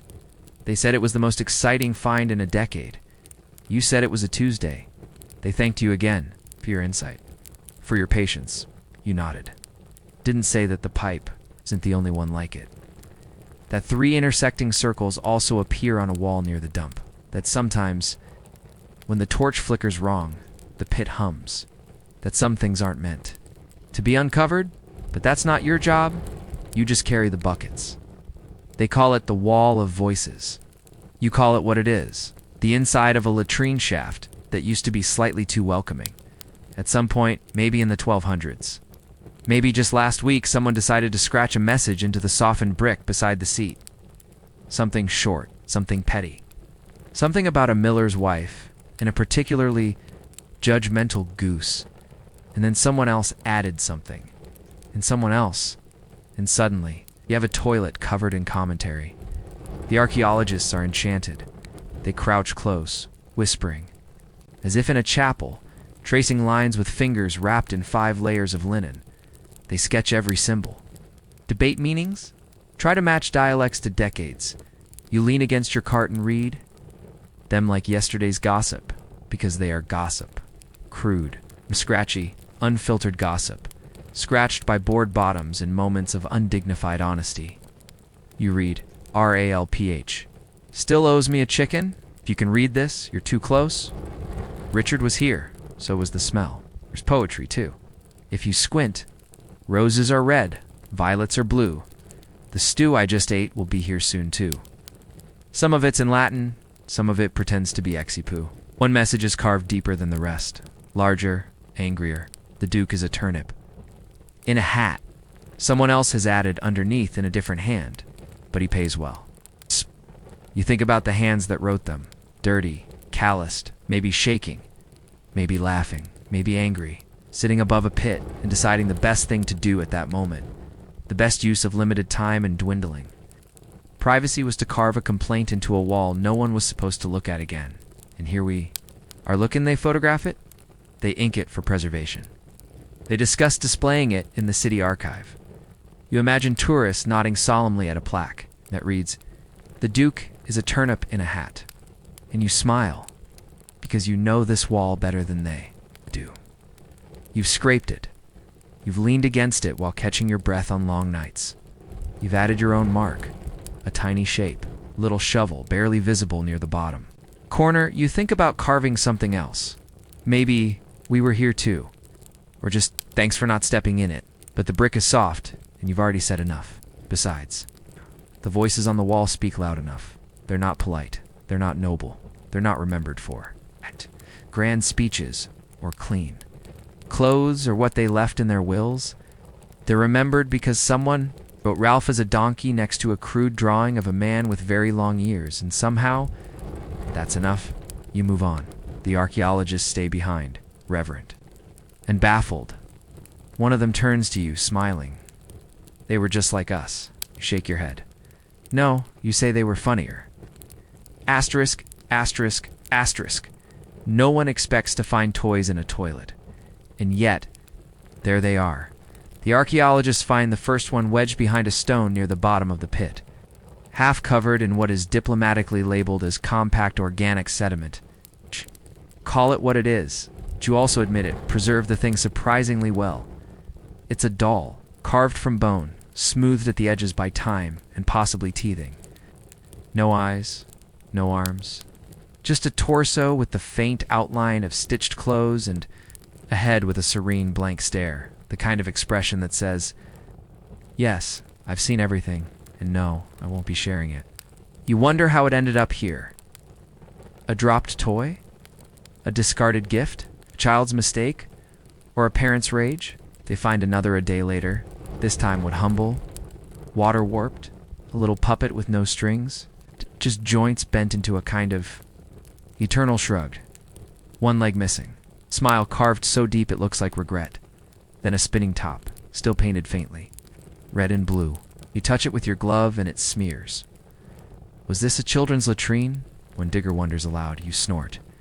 As if latrines had labels, as if children didn't sneak where they weren't meant to be, as if people didn't lose things when they were too busy untying trousers and cursing soup that didn't agree with them. They find more. A tiny carved goat. A slate with a chalk scribble, nonsense or genius, no one can say. A set of marbles mismatched and worn smooth, a miniature spoon that fits no hand and serves no bowl, and a whistle clay. Cracked, still faintly playable. If you dare put your lips to it, you do not. The archaeologists start a theory wall. Previous playroom, child rituals, discarded tokens of innocence. You read the titles and feel like you're watching someone try to guess the shape of a tree by licking its shadow. You know the truth. Toys fall. Toys break. Toys are thrown, especially when someone's been told no for the 7th time and decides the pit. Behind the butchers is a perfectly valid place for vengeance. You think of the girl you once saw at market, screaming as her brother waved her doll above a barrel. Think of the boy who dropped his carved horse, turned around and blamed the wind. Think of how easy it is to lose something small, important, and irreplaceable, especially when there's a hole nearby. You. Also know toys end up where people do. And sometimes, where people have to go, they bring comfort with them. Even if that comfort ends up coated in centuries of decay. One of the diggers holds up the puppet, asks if you want to keep it. You stare at its one-legged grinning face and say he's seen worse. You place it on your cart, not for study, just for company. Because some things fall, some things are thrown, and some things, they... Asterisk, asterisk, asterisk, not all privies are created equal. You know this.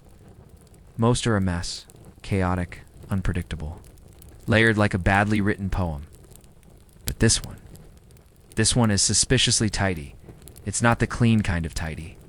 It still smells like fermented betrayal, but the contents are arranged, sorted, grouped. The archaeologists are thrilled. Curated latrine, they whisper. As if they've stumbled upon an art gallery built out of bodily functions, you peer over the edge. trying to see what they see. 3 rows of ceramic shards, not dumped, but stacked. Rusty utensils bundled together with what looks like twine. A set of 4 coins. Laid out in a line like someone was mid-count and got very suddenly interrupted. Even the bones are sorted, small ones to the left, large ones to the right. And 1 chicken leg posed in a way that suggests flair. They find a leather-bound pouch. Inside, a comb, a tooth, a button carved from horn, and a folded piece of parchment. The parchment contains a single word, forget. They find no graffiti, no tossed vegetables, no half-eaten regret pies, just quiet, intent. Too much intent, you start to feel uneasy. Privies are for accidents, shame, and disposal. This feels like something else. One of the diggers says it might have been a ritual site. Another says it could be the latrine of a noble who insisted even their waste be elegant. The youngest one stares at the pouch and whispers, "What if it wasn't waste? At all?" You say nothing, but you remember something, a man. Long ago. Clean-shaven, soft-spoken, who once paid you double to dump his waste, not in the usual place, but far outside town, deep in a marsh, where even the frogs seemed nervous. He smiled too much. You wonder now what he was hiding. You wonder if this is his. The archaeologists find more signs. Etched into the bricks in the smallest lettering yet, "I was never here." And beneath it, scratched upside down, "Yes, you were." They stop digging. Call for a scholar. The scholar calls for a priest. The priest calls for lunch. You go back to work.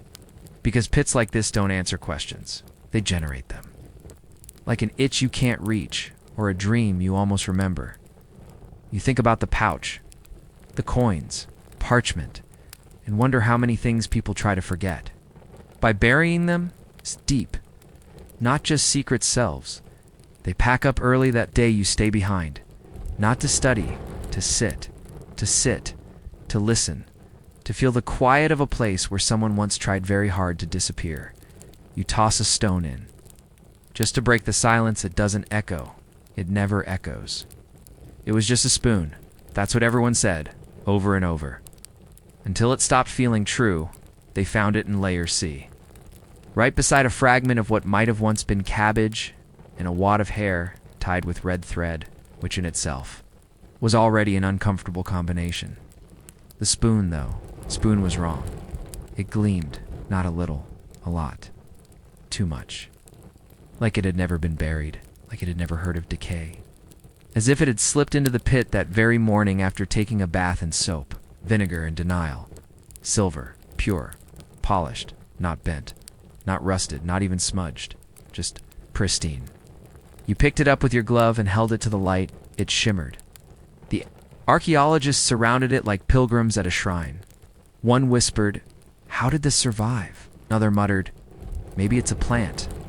A third just blinked repeatedly, as if blinking might make it tarnish. It didn't. They dusted it, brushed it, passed it around on a silk cloth. You coughed. No one noticed. You said it's just a spoon. But it wasn't, not to them. It was a mystery, a relic, a contradiction with a handle. Why would something so valuable be in a latrine? Someone asked. You had answers. All unhelpful. Maybe someone dropped it while vomiting extravagantly, maybe. Noble got dramatic during a breakup. Maybe it was cursed. Maybe it was meant to be found. Maybe it wasn't a spoon at all, but a very shiny distraction. They asked if you'd ever seen anything like it. You said yes. You'd seen better. You'd once found a fork that hummed when wet. No one believed you. You'd stopped mentioning it.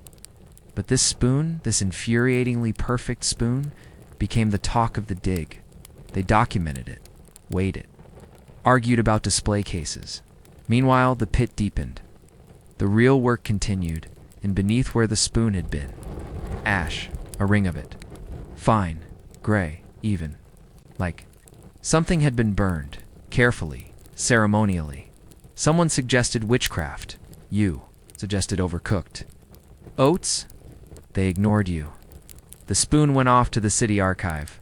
Guarded, catalogued, probably polished again. Just to be sure, But you still think about it, because you know Privis. You know it belongs, eh? A spoon like that doesn't end up in filth by accident. It was placed deliberately, maybe, as an offering, maybe as a warning, or maybe, and this seems, most likely it belonged to someone who had something to hide, and thought, no one will ever look here. But they did. They always do. Eventually, and you were there. Again, the shovel in the background. The hands that lift what others lower. The first to touch the shine beneath the rot. You still have a sketch of it. On a torn bit of parchment, just the outline, just in case. Because someday someone will ask again, and you'll say it was a spoon. But really, you'll mean it didn't belong. Asterisk, asterisk, you're no stranger to noise. Most of your nights are filled. With it, the slosh of buckets, the slurp of shovels, the gentle scream of your knees. Sounds you've come to expect, sounds you've learned to ignore. But this was different. It began just after dusk, when the diggers had gone home, and the pit was quiet.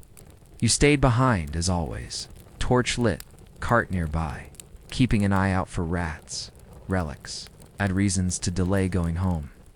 That's when the whisper started. At first, you thought it was wind. York is a city that mumbles when no one's looking. Stone shifts, water pipes gurgle. Its old walls creak with opinions no one asked for. But this came from the pit. A sound like wet paper being torn. Then a word, not clear, not kind. Just, present, you stepped closer. The whisper stopped. You stepped back. It started again. You checked your torch. It flickered but didn't go out. You tapped your boot against the stone. Nothing. You told yourself it was memory or digestion or an unfortunate mix of the two. But the next night it happened again. Different word. Same tone. Half-dash pleading. Half-scolding. Like someone had left their guilt in the latrine and it wasn't done with them yet. You didn't tell the archaeologists? You've tried that before. The last time you mentioned hearing things in a pit, they gave you tea and asked if your helmet was too tight? This time, you just listened. Every night a little louder. Sometimes it laughed, dry, slow, a sound like cracked parchment. Sometimes it wept, softly, as if embarrassed. Once it said a name. You hadn't heard since childhood? A name that should have been buried deeper than any bucket. You tried ignoring it. You tried talking to it. You even tried singing. Once off-key and off-tempo, a lullaby your mother used to hum when the weather went bad and the roof leaked spitefully. The whisper hummed along and then stopped. For days you missed it, until you didn't. Because one night, the pit answered back. Not just a whisper, a sentence. You dropped it. That's all. You checked your pockets. Nothing missing. Not really. But something felt lighter or hollow. The next morning, the youngest archaeologist mentioned finding something odd. A scrap of fabric with your initials stitched in, buried far deeper than you'd ever worked. Older than it should have been, they asked if it was yours. You said no, but it was. You never stitched it. Never dropped it. And yet, there it was. You told them to burn it. They didn't. You started carrying salt in your pocket after that. Not for taste. For insurance, the whisper hasn't returned. But the silence is suspicious now. It leans. It watches. It waits. You still clean the pit? You still shovel the past. Still nod politely when the scholars ask about stratification and midden layers and who might have owned the little wooden goat. But now, you speak a little softer. Step. A little lighter, because the pit remembers your voice and it's learning to use it. Asterisk, asterisk, asterisk, it was only a matter of time. Someone wrote about the dig in a pamphlet, and someone else drew a map. Then someone, a person who should never be trusted with ideas, suggested that the pit be included in the historic wonders of York walking tour. And suddenly, you had visitors, not the usual ones, not other guildsmen, not constables, with vague questions, not whispering priests with nervous eyes. These were cheerful, curious, clean tourists. They came in groups, with guides, with matching scarves, loud voices and louder opinions about things they didn't understand. They stood around the latrine like it was a statue of a saint. Took notes, took photos, took up space. One asked if it was the original smell, You said yes, then added, "It's been passed down through generations." They nodded reverently. One child dropped a sweet into the shaft. Her mother leaned over and said, "Make a wish. You wished you woo woo woo woo woo." Oh no. Another man asked if he could touch the brick. You handed him a glove. He declined. You smiled. The archaeologists tried to explain the site, the layers, the significance, the graffiti. The tourists nodded. But you could see it in their eyes. They were here for one reason. They wanted filth, polished, packaged, palatable, they wanted to say. They stood at the edge of a medieval toilet and survived. One of them tried to buy a fragment of pot from a digger. Another asked if the bucket on your cart was authentic. You said very still in use. He paled left. You began naming the rats. Tourists like that. Asked if they had roles. You said yes. That's Gilbert. He's in charge of skeletal remains. Yes. That's Maud. She handles complaints. That's Eustace. He eats the paperwork. They believed you. You charged a farthing per introduction. They tipped. The city council, suddenly proud of its Seward past, erected a sign beside the pit. Historical sanitation site. Do not drop coins. Tourists dropped coins anyway. You started collecting them.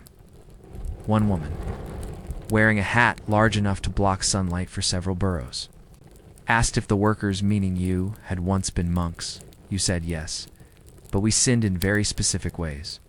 She gasped. Took notes. You don't mind the attention? Not really, but it's strange. For years, you were invisible. Now you're educational.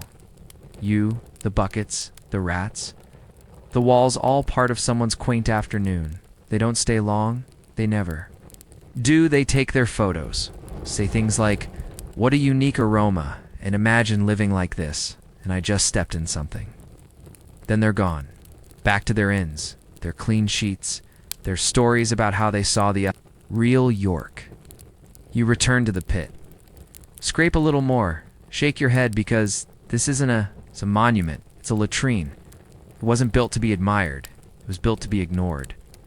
And yet, here you are, still shoveling, still listening, still introducing Maud. Two tourists, and wondering how long it'll be before someone asks if they can bottle the smell. It was raining. Of course it was. The kind of rain that doesn't fall so much as seeps sideways, upwards into your collar and your soul. You were on your usual rounds. The archaeologists had packed up early. The tourists were nowhere to be seen. Even Maud, the rat, had decided to take the day off. And then the sound. A low groan, like a sigh made of bricks and bad decisions. The ground gave a little twitch. A wobble. Then, with the weary inevitability of bread turning moldy, the pit collapsed. Again, this time, it wasn't the butcher. It was the sign. The proud.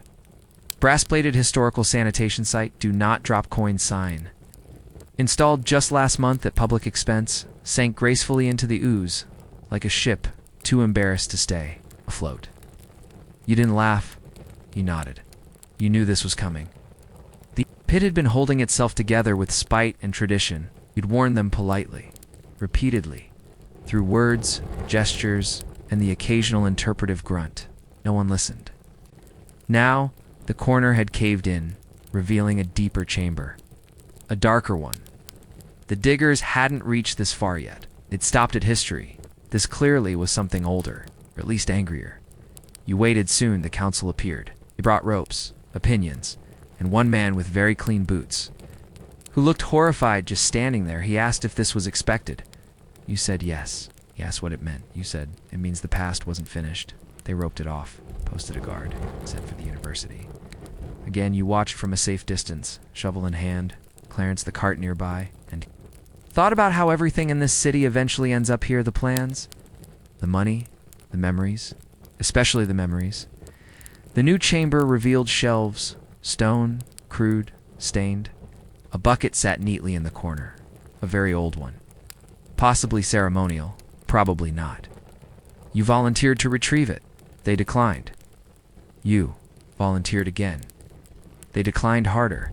So you went at night because some things shouldn't wait for morning. The bucket was light, dry, but something about it felt heavy. Like it knew more than it let on. You carried it out slowly, careful not to spill anything. Not that there was anything to spill. Not visibly, you placed it beside. Clarence, you looked at the pit. You said nothing, but the pit groaned again. Not collapsing this time, just complaining it had more to show. It always does. But not tonight. Tonight you returned home. You placed. The bucket in the corner, you didn't clean it. You didn't need to. You sat beside it. Torch flickering, the sound of rain on the roof like someone whispering in code, and you wondered how many more layers there were not in the pit, in the city, in you. Because the deeper they dig, the more they find. And the more they find, the more they ask. And the more they ask, the more you remember. And some of those memories, they smell like old rain and regret. Asterisk, asterisk, you've seen a lot of toilets. Wooden ones, stone ones that lean when you sit. That bite when you don't sit carefully, but nothing quite prepares you for this one. The Duchess's privy is elegant, too elegant. It has curtains made of velvet. Deep red, slightly frayed, but still soft to the touch, the kind of fabric normally reserved for tapestries.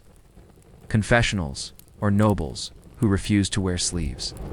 They hang around the seat like mourning veils, as if the hole in the floor has suffered a great personal loss.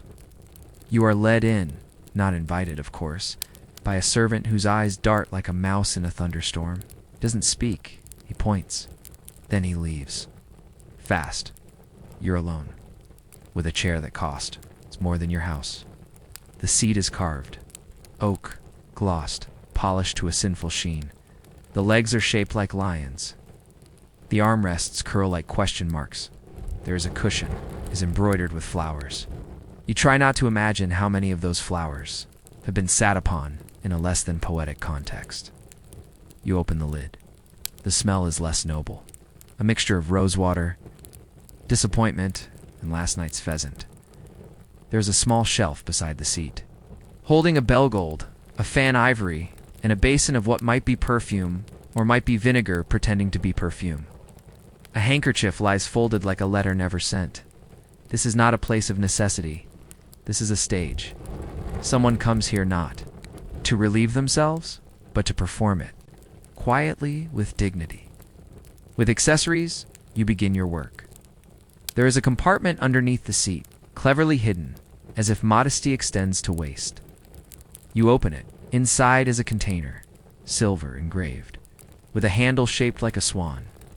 You hesitate. It is full. You do not want to know what it costs. You lift it, carefully, as if it might start reciting poetry in Latin. It doesn't. It just sloshes, slightly, like it's embarrassed. You pour it into your bucket, which is named Walter, dented on one side, and smells faintly of everything that ever went wrong with soup. The contrast is ... sharp. One bucket gleams, the other exists. You clean the compartment. We wipe the underside of the seat. You spritz something floral that immediately starts coughing. Then you close it all, neatly, quietly, as if none of this ever happened. And that's the thing, isn't it? The Duchess doesn't know what happens to it. She doesn't think about it. Her privy is a palace. Performance ends at the pull of a cord. After that silence, you are the silence. You are the part that isn't mentioned in poems, but you're here gloved too, wood, shoulder to silk. Shovel leaning discreetly against the door frame, hoping it doesn't get velvet on it. You leave without a sound. The servant is waiting. He nods. You nod. No words, only shared trauma. Outside, you breathe again. Air that smells like mud and real life. No perfume, just work. You prefer it that way. Asterisk, asterisk, asterisk. You are summoned again. The Duchess's privy has an issue according to the note. Written in ink so fine it makes your own handwriting feel like it was scratched out by a goat. You arrive. Go, of course. Same servant, same eyes, still darting like guilt with legs. He gestures. Doesn't speak. You're beginning to think he took a vow of silence after one too many velvet-related traumas. Inside, the room is unchanged. Still red, still soft. Still the only latrine you've entered that smells vaguely like diplomacy and powdered. Secrets, but something is wrong. The basin is missing. The perfume's gone. And on the carved lid of the swan-handled container, there's a note. You're not supposed to read it, but you do. To whom it may concern, this matter must be handled discreetly. The Duchess had no pheasant last night. The Duchess never has pheasant. Duchess has no digestive irregularities whatsoever. It's signed. Not by the Duchess, but by someone who's definitely been yelled at by her. You look in the container, what you find is not pheasant related. Or if it is, it's been through a very thorough transformation. There are petals floating. In it, rose petals. Fresh, you close the lid gently. It's one thing to pretend nobility doesn't soil. It's another to stage it.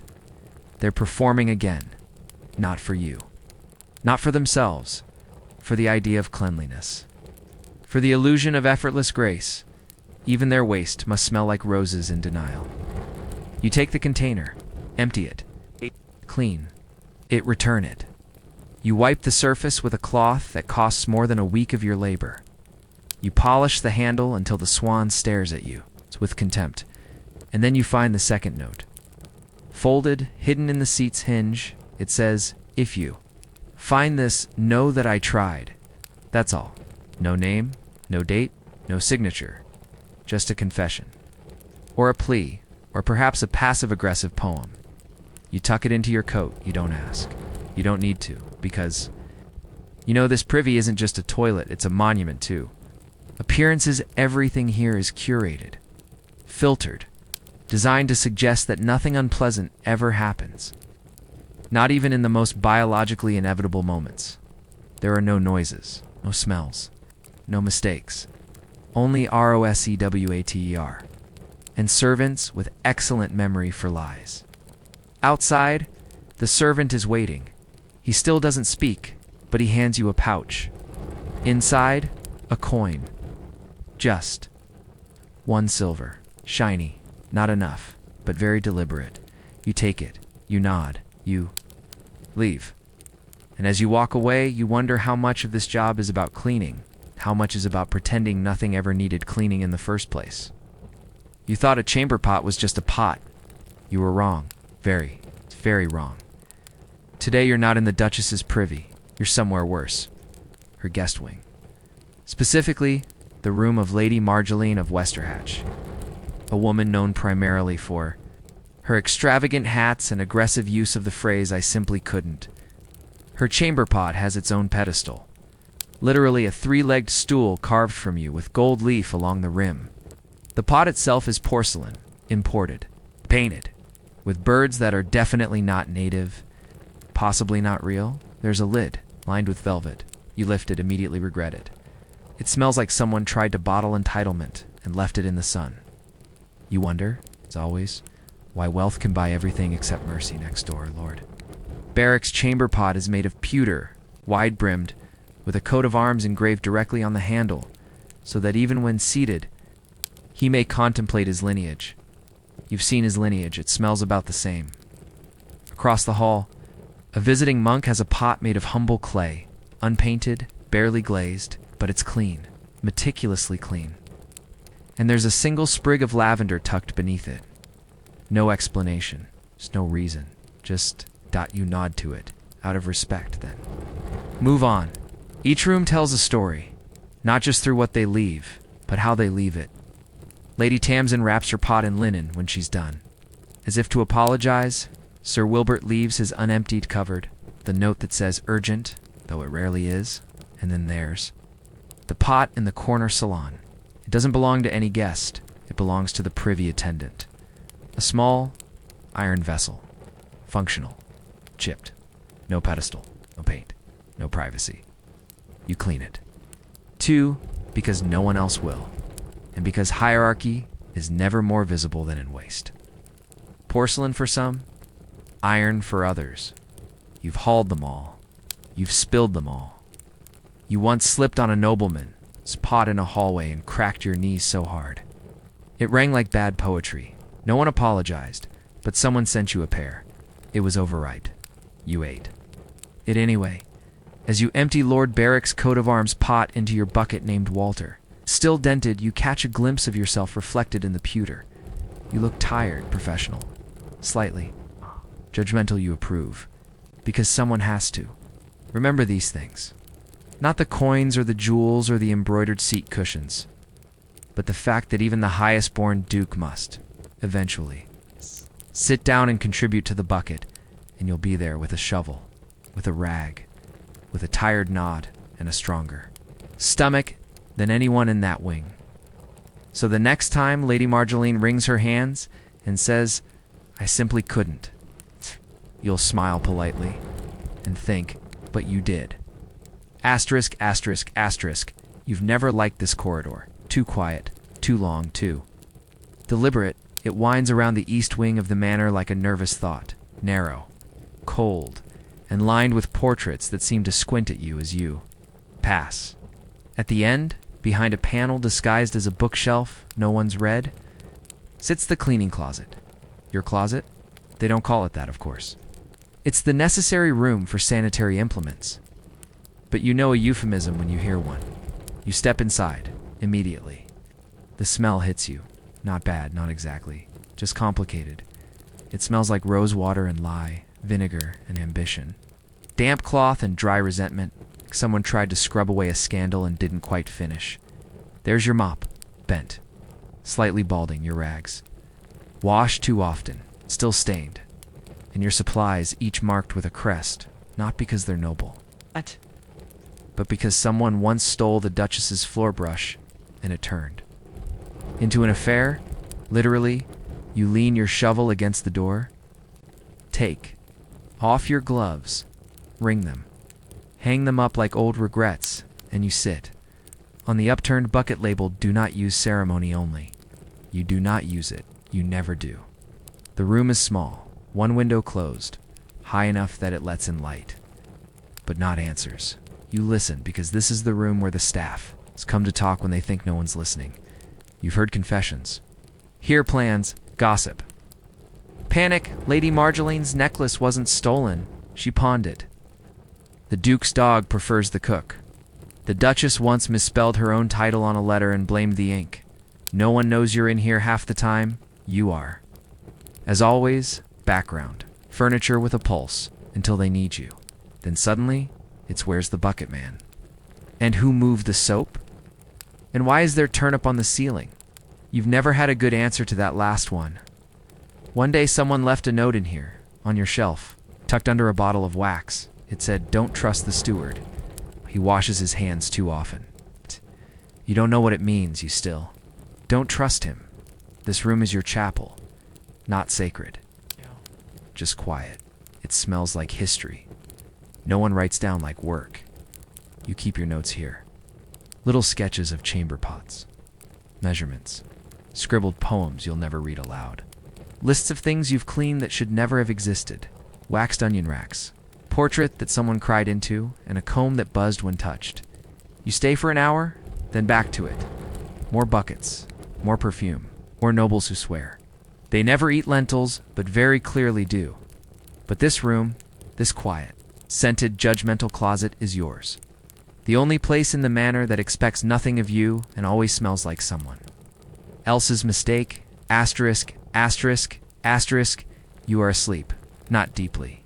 Never deeply.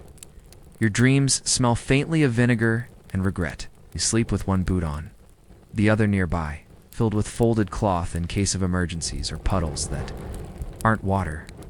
Then comes the knock. Soft, insistent, panicked. You single quotes re-up before your name is spoken. You always are. The man at the door is young, underdressed, and sweating like guilt in a wool hat. "The Duchess," he whispers. It's urgent. It's never good when nobles whisper your name like that. You grab your gloves, your candle, Walter the bucket, and you follow. The halls are quiet, too quiet. Candles flicker like they're unsure. The floor creaks, but only. Under your feet, as if you're the only one the house allows to make noise at this hour, you're led to her private chamber, not the usual one. A guest room, spare, cold, it smells of rosewater, old parchment, something trying very hard not to be noticed. You are told nothing. You are shown the corner. You see the pot. You see the stain beneath it. And you understand there was an accident. Not the usual kind. Something more. Vivid. Something that speaks of poorly timed stew, misplaced confidence, and a noblewoman who still refuses to eat lentils. You say nothing. You kneel. You begin the bucket. Fills the cloth dark, and so the room does not breathe. She does not speak. She is sitting on the edge of the bed. Eyes closed, jaw clenched like a drawer that won't open. There is a maid, red-eyed, silent, holding a bowl of crushed lavender like it will save her job. It won't you. Finish, you clean the pot. You clean the floor. You clean the memory. You douse. The scent was something floral and slightly apologetic. Then the Duchess speaks. Nothing happened. Her voice is steel dipped in syrup. You nod, because nothing ever does. This is how it works. You clean it. They deny it. The ledger remains blank, the illusion intact. You are handed a coin, gold, heavy wrapped in linen. It smells faintly of shame and mint. You do not count it. You do not thank her. You do not bow. You leave, in the hallway. The young man waits. He does not look at you, but he says quietly, "Thank you." You say nothing. There's nothing to say. You walk back to your quarters. You empty the bucket. You wash the cloth. You fold the linen, then throw it in the fire. Some stains aren't worth saving. You sit on your stool, one boot still on, and you wait for sleep to come back. It never does. You weren't supposed to clean the dog's chamber pot. No one told you it existed, but today, everything changes. It starts with a whistle, sharp, silken, the kind of sound that makes you straighten before your brain catches up. A page waves you down, holding a cushion instead of a message. The Duchess's dog, he says. You wait, he continues, eyes darting like he's late for an escape, requires attention. You've cleaned things, unholy things, but never a terrier's lavatory. The dog's name, you learn, it's Percival. He has a room larger than yours, with tapestries, pillows, a carpet softer than gilt, a fireplace that smells like toasted biscuits, and of course a miniature commode, carved, gilded, elevated on a platform just high enough to imply nobility without arrogance. Percival regards you with mild disdain. He is wearing a cravat. You nod respectfully. The pot is porcelain, naturally, decorated with painted birds and rather confusingly foxes. You wonder if that's wishful thinking or revenge. Inside the pot, evidence of a very well-fed animal.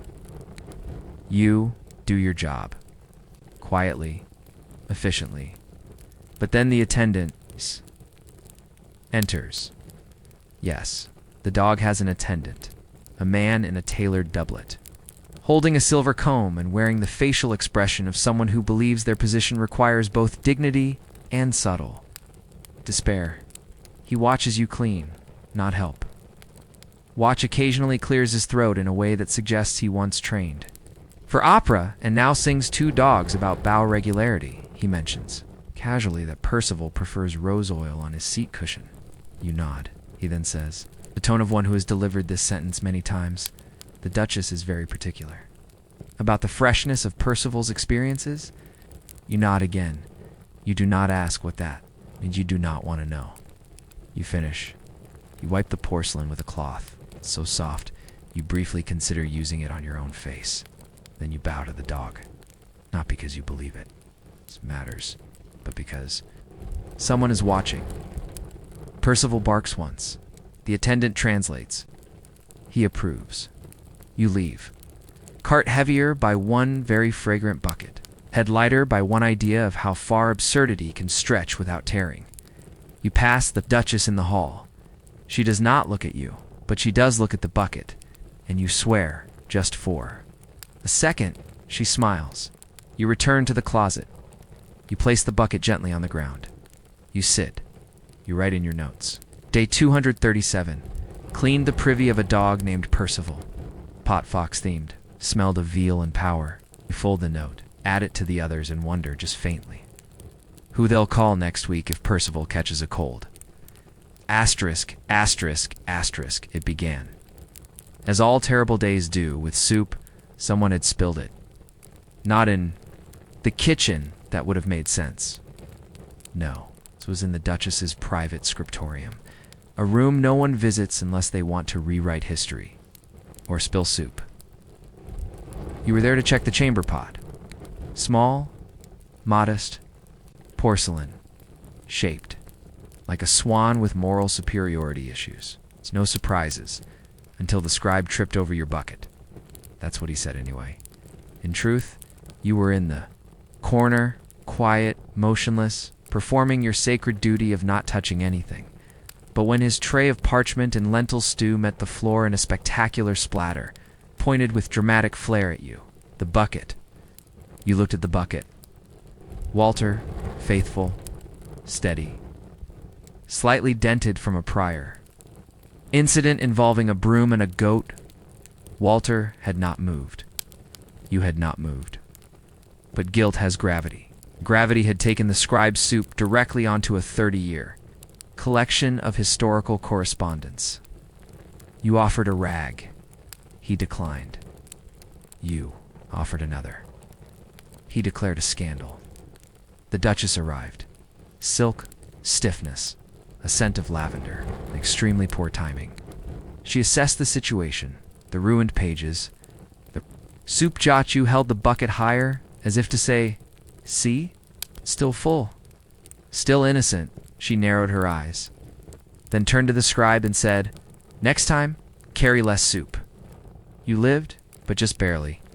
The scribe never forgave you. He began referring to you as the interferer, as if you had personally launched. The lentils, you cleaned the mess. Not the ink, not the reputation, but the floor, the stew, the shame, and the waste. You found a letter, already damp, already smeared, addressed to someone named Marjorie of the North Garden. It said, "Your handwriting makes the sun rise slower." You kept it. Why not? It was already ruined, like most things in this room. Later, as you passed the scribe in the hallway, he coughed dramatically and clutched his writing hand like it had been personally insulted. You nodded. He flinched. The story, of course, changed over time. You were blamed not just for the soup, but for misaligned letters, missing ink, and a smudge on a parchment that looked suspiciously like jam. You denied nothing. You knew better. Truth doesn't matter once ink dries. So you went on, bucket in hand. Cleaning, letters you couldn't read. Wiping corners of rooms where people plotted, scribbled, and accused. You learned that the cleanest rooms had the dirtiest intentions, and that sometimes a bucket is guilt by proximity. You kept the ruined love letter in your notes. You read it on days when everything smells like cabbage and everyone is shouting about things they stepped in themselves. Because even in soup, you sometimes find poetry. Asterisk, asterisk, asterisk. There's an event tonight, not for you, of course, but you know it's happening. Not because anyone told you, but because the hallway smells like 6 different kinds of flour and one unacknowledged. Panic. Guests are arriving. Nobles, cousins, foreign dignitaries. One man with a bird on his hat who may or may not be related to anyone at all. They glide past you like you're a chair someone forgot to move. You recognize the signs. Lavender in the air, rushes on the floor. In every hallway, all full. Or about to be. The Privys are working overtime. The attendants are sweating in lace. And the soap, real soap, has made her rare. Ceremonial appearance, you know better than to get in the way. You stick to the servant routes. Through side doors, past kitchens, beneath stairs, where the real world hides when the guests arrive, but they still find you, because the guests never know where the privy is, or worse, they find it. Use it, and forget to mention what they did inside. You open one chamber and gag, not from smell, from sheer disbelief, a pot covered with a linen napkin, a plate resting on the lid, half a biscuit on the plate. You back out slowly. Some rooms are mysteries, best left unsolved, others are worse. One guest insisted on rose petals in the pot. Another demanded the pot be warmed first. A third asked if someone could stand nearby and clap softly for encouragement. You refused that one. You have boundaries. You find yourself called more and more. The other attendants are indisposed, which in manner terms means crying in the wine cellar or pretending to polish the same spoon for an hour. So you go, you clean, you nod. You empty a pot that contains both urine and 3 marbles. No one explains why. You find one pot lined with velvet, another filled with salt. You don't ask questions anymore, but you do take notes. Salted waste, possible folk remedy or misplaced stew. Marbles, one red, one blue, one slightly judgmental. You clean a pot that smells like cinnamon and betrayal. You clean a pot that steams when it shouldn't. You clean a pot that hums faintly. You leave that one where it is. The guests never look at you, but they talk to each other loudly about how charming the manor is, how lovely the staff must be, how delightful the Duchess is, even though one of them very clearly stole her hairpin. They say, so rustic. You say, so full. They ask if there are chamber pots themed after the regions. You suggest the north wing has a motif of emotional repression. They nod. They think that's a color. You get through the night, barely. Walter is full. Your gloves are thin. Your patience is thinner. But the guests never notice, because the air smells like lavender and triumph, and the floor doesn't slip because of you. They don't take you through the front. No, you're led through a corridor behind a pantry that hasn't held food in decades. Past a tapestry depicting a battle no one remembers, down a narrow staircase that groans like it's trying to confess something, and into a hallway made entirely of stone and regret. At the end of that hallway, a door carved, locked, smelling faintly of beeswax, lavender, and aristocratic paranoia. They unlock it. You're allowed in, and there. It is the most decorated privy in England. They call it the throne room. Of course they do. It is, in every way, absurd. The seat is elevated. Not slightly, dramatically. You have to climb 3 velvet-lined steps to even approach it. It is gilded. Gilded, not just the edges. The whole thing gleams like someone melted down a minor treasury and shaped it into a receptacle for human indignity. Above it hangs a chandelier. Yes, a chandelier. Over a toilet, there is music. A small harp in the corner, unattended but recently played. A lyre leans against a cushioned wall. There's a faint suggestion someone once composed a sonata. Here, you choose not to investigate. The walls are lined with portraits, people who are definitely judging you. And below all of this, the bucket, hidden inside an ivory-paneled compartment, scented with something floral and vaguely threatening. When you lift the lid, it hisses, not from contents. From dignity escaping, you go to work. You do not ask why a stool has embroidered arms. You do not ask why there is a wine glass beside the basin. You do not ask why one of the portraits appears to wink when the torchlight shifts. You clean, you wipe, you lower your eyes, not out of reverence, but because everything here makes your neck hurt. You mop a spill of something pink, suspiciously sticky and smelling of currants. You find a glove in the corner, silk, small, possibly ashamed of where it ended up. You return it to a shelf with the sort of respect usually reserved for funerals. The room is silent, too silent. You know this kind of silence, the kind that listens. You speak aloud. Nice curtains, just to see if anything replies. Nothing does. You finish. You close the compartment. You descend the velvet steps as if leaving a stage. Outside, guard is waiting. He looks at you like you've seen too much. You have. He hands you a cloth, embroidered, monogrammed. You wipe your gloves with it. He winces. You nod. He opens the door. You step back into the hallway of stone and regret. The chandelier flickers once, as if saying goodbye, or warning you to never return. You whisper noted, and leave. Asterisk, asterisk, asterisk. It's your last day. Not officially. No banners. Number. Send-off. Just your decision, wrapped in silence and a small pain behind your knee that hasn't gone away. Since someone confused the cellar steps with a privy entrance, you rise before dawn. Not because you're sentimental, but because Walter the Bucket deserves one last proper round before retirement. You begin with the Duchess's chamber. She's not awake, or pretends not to be. You clean quietly. She says nothing. You nod to the swan-handled container. It gleams. You ignore the faint rosewater stench and the terrible memory of the midnight lentil incident. You're not here for memories, you're here for closure next. The corridor privy, the one everyone uses but no one claims. The pot is chipped. Now, one handle missing, still serviceable, like you. You empty it with a strange sort of reverence. You wonder, briefly, how many secrets were whispered here.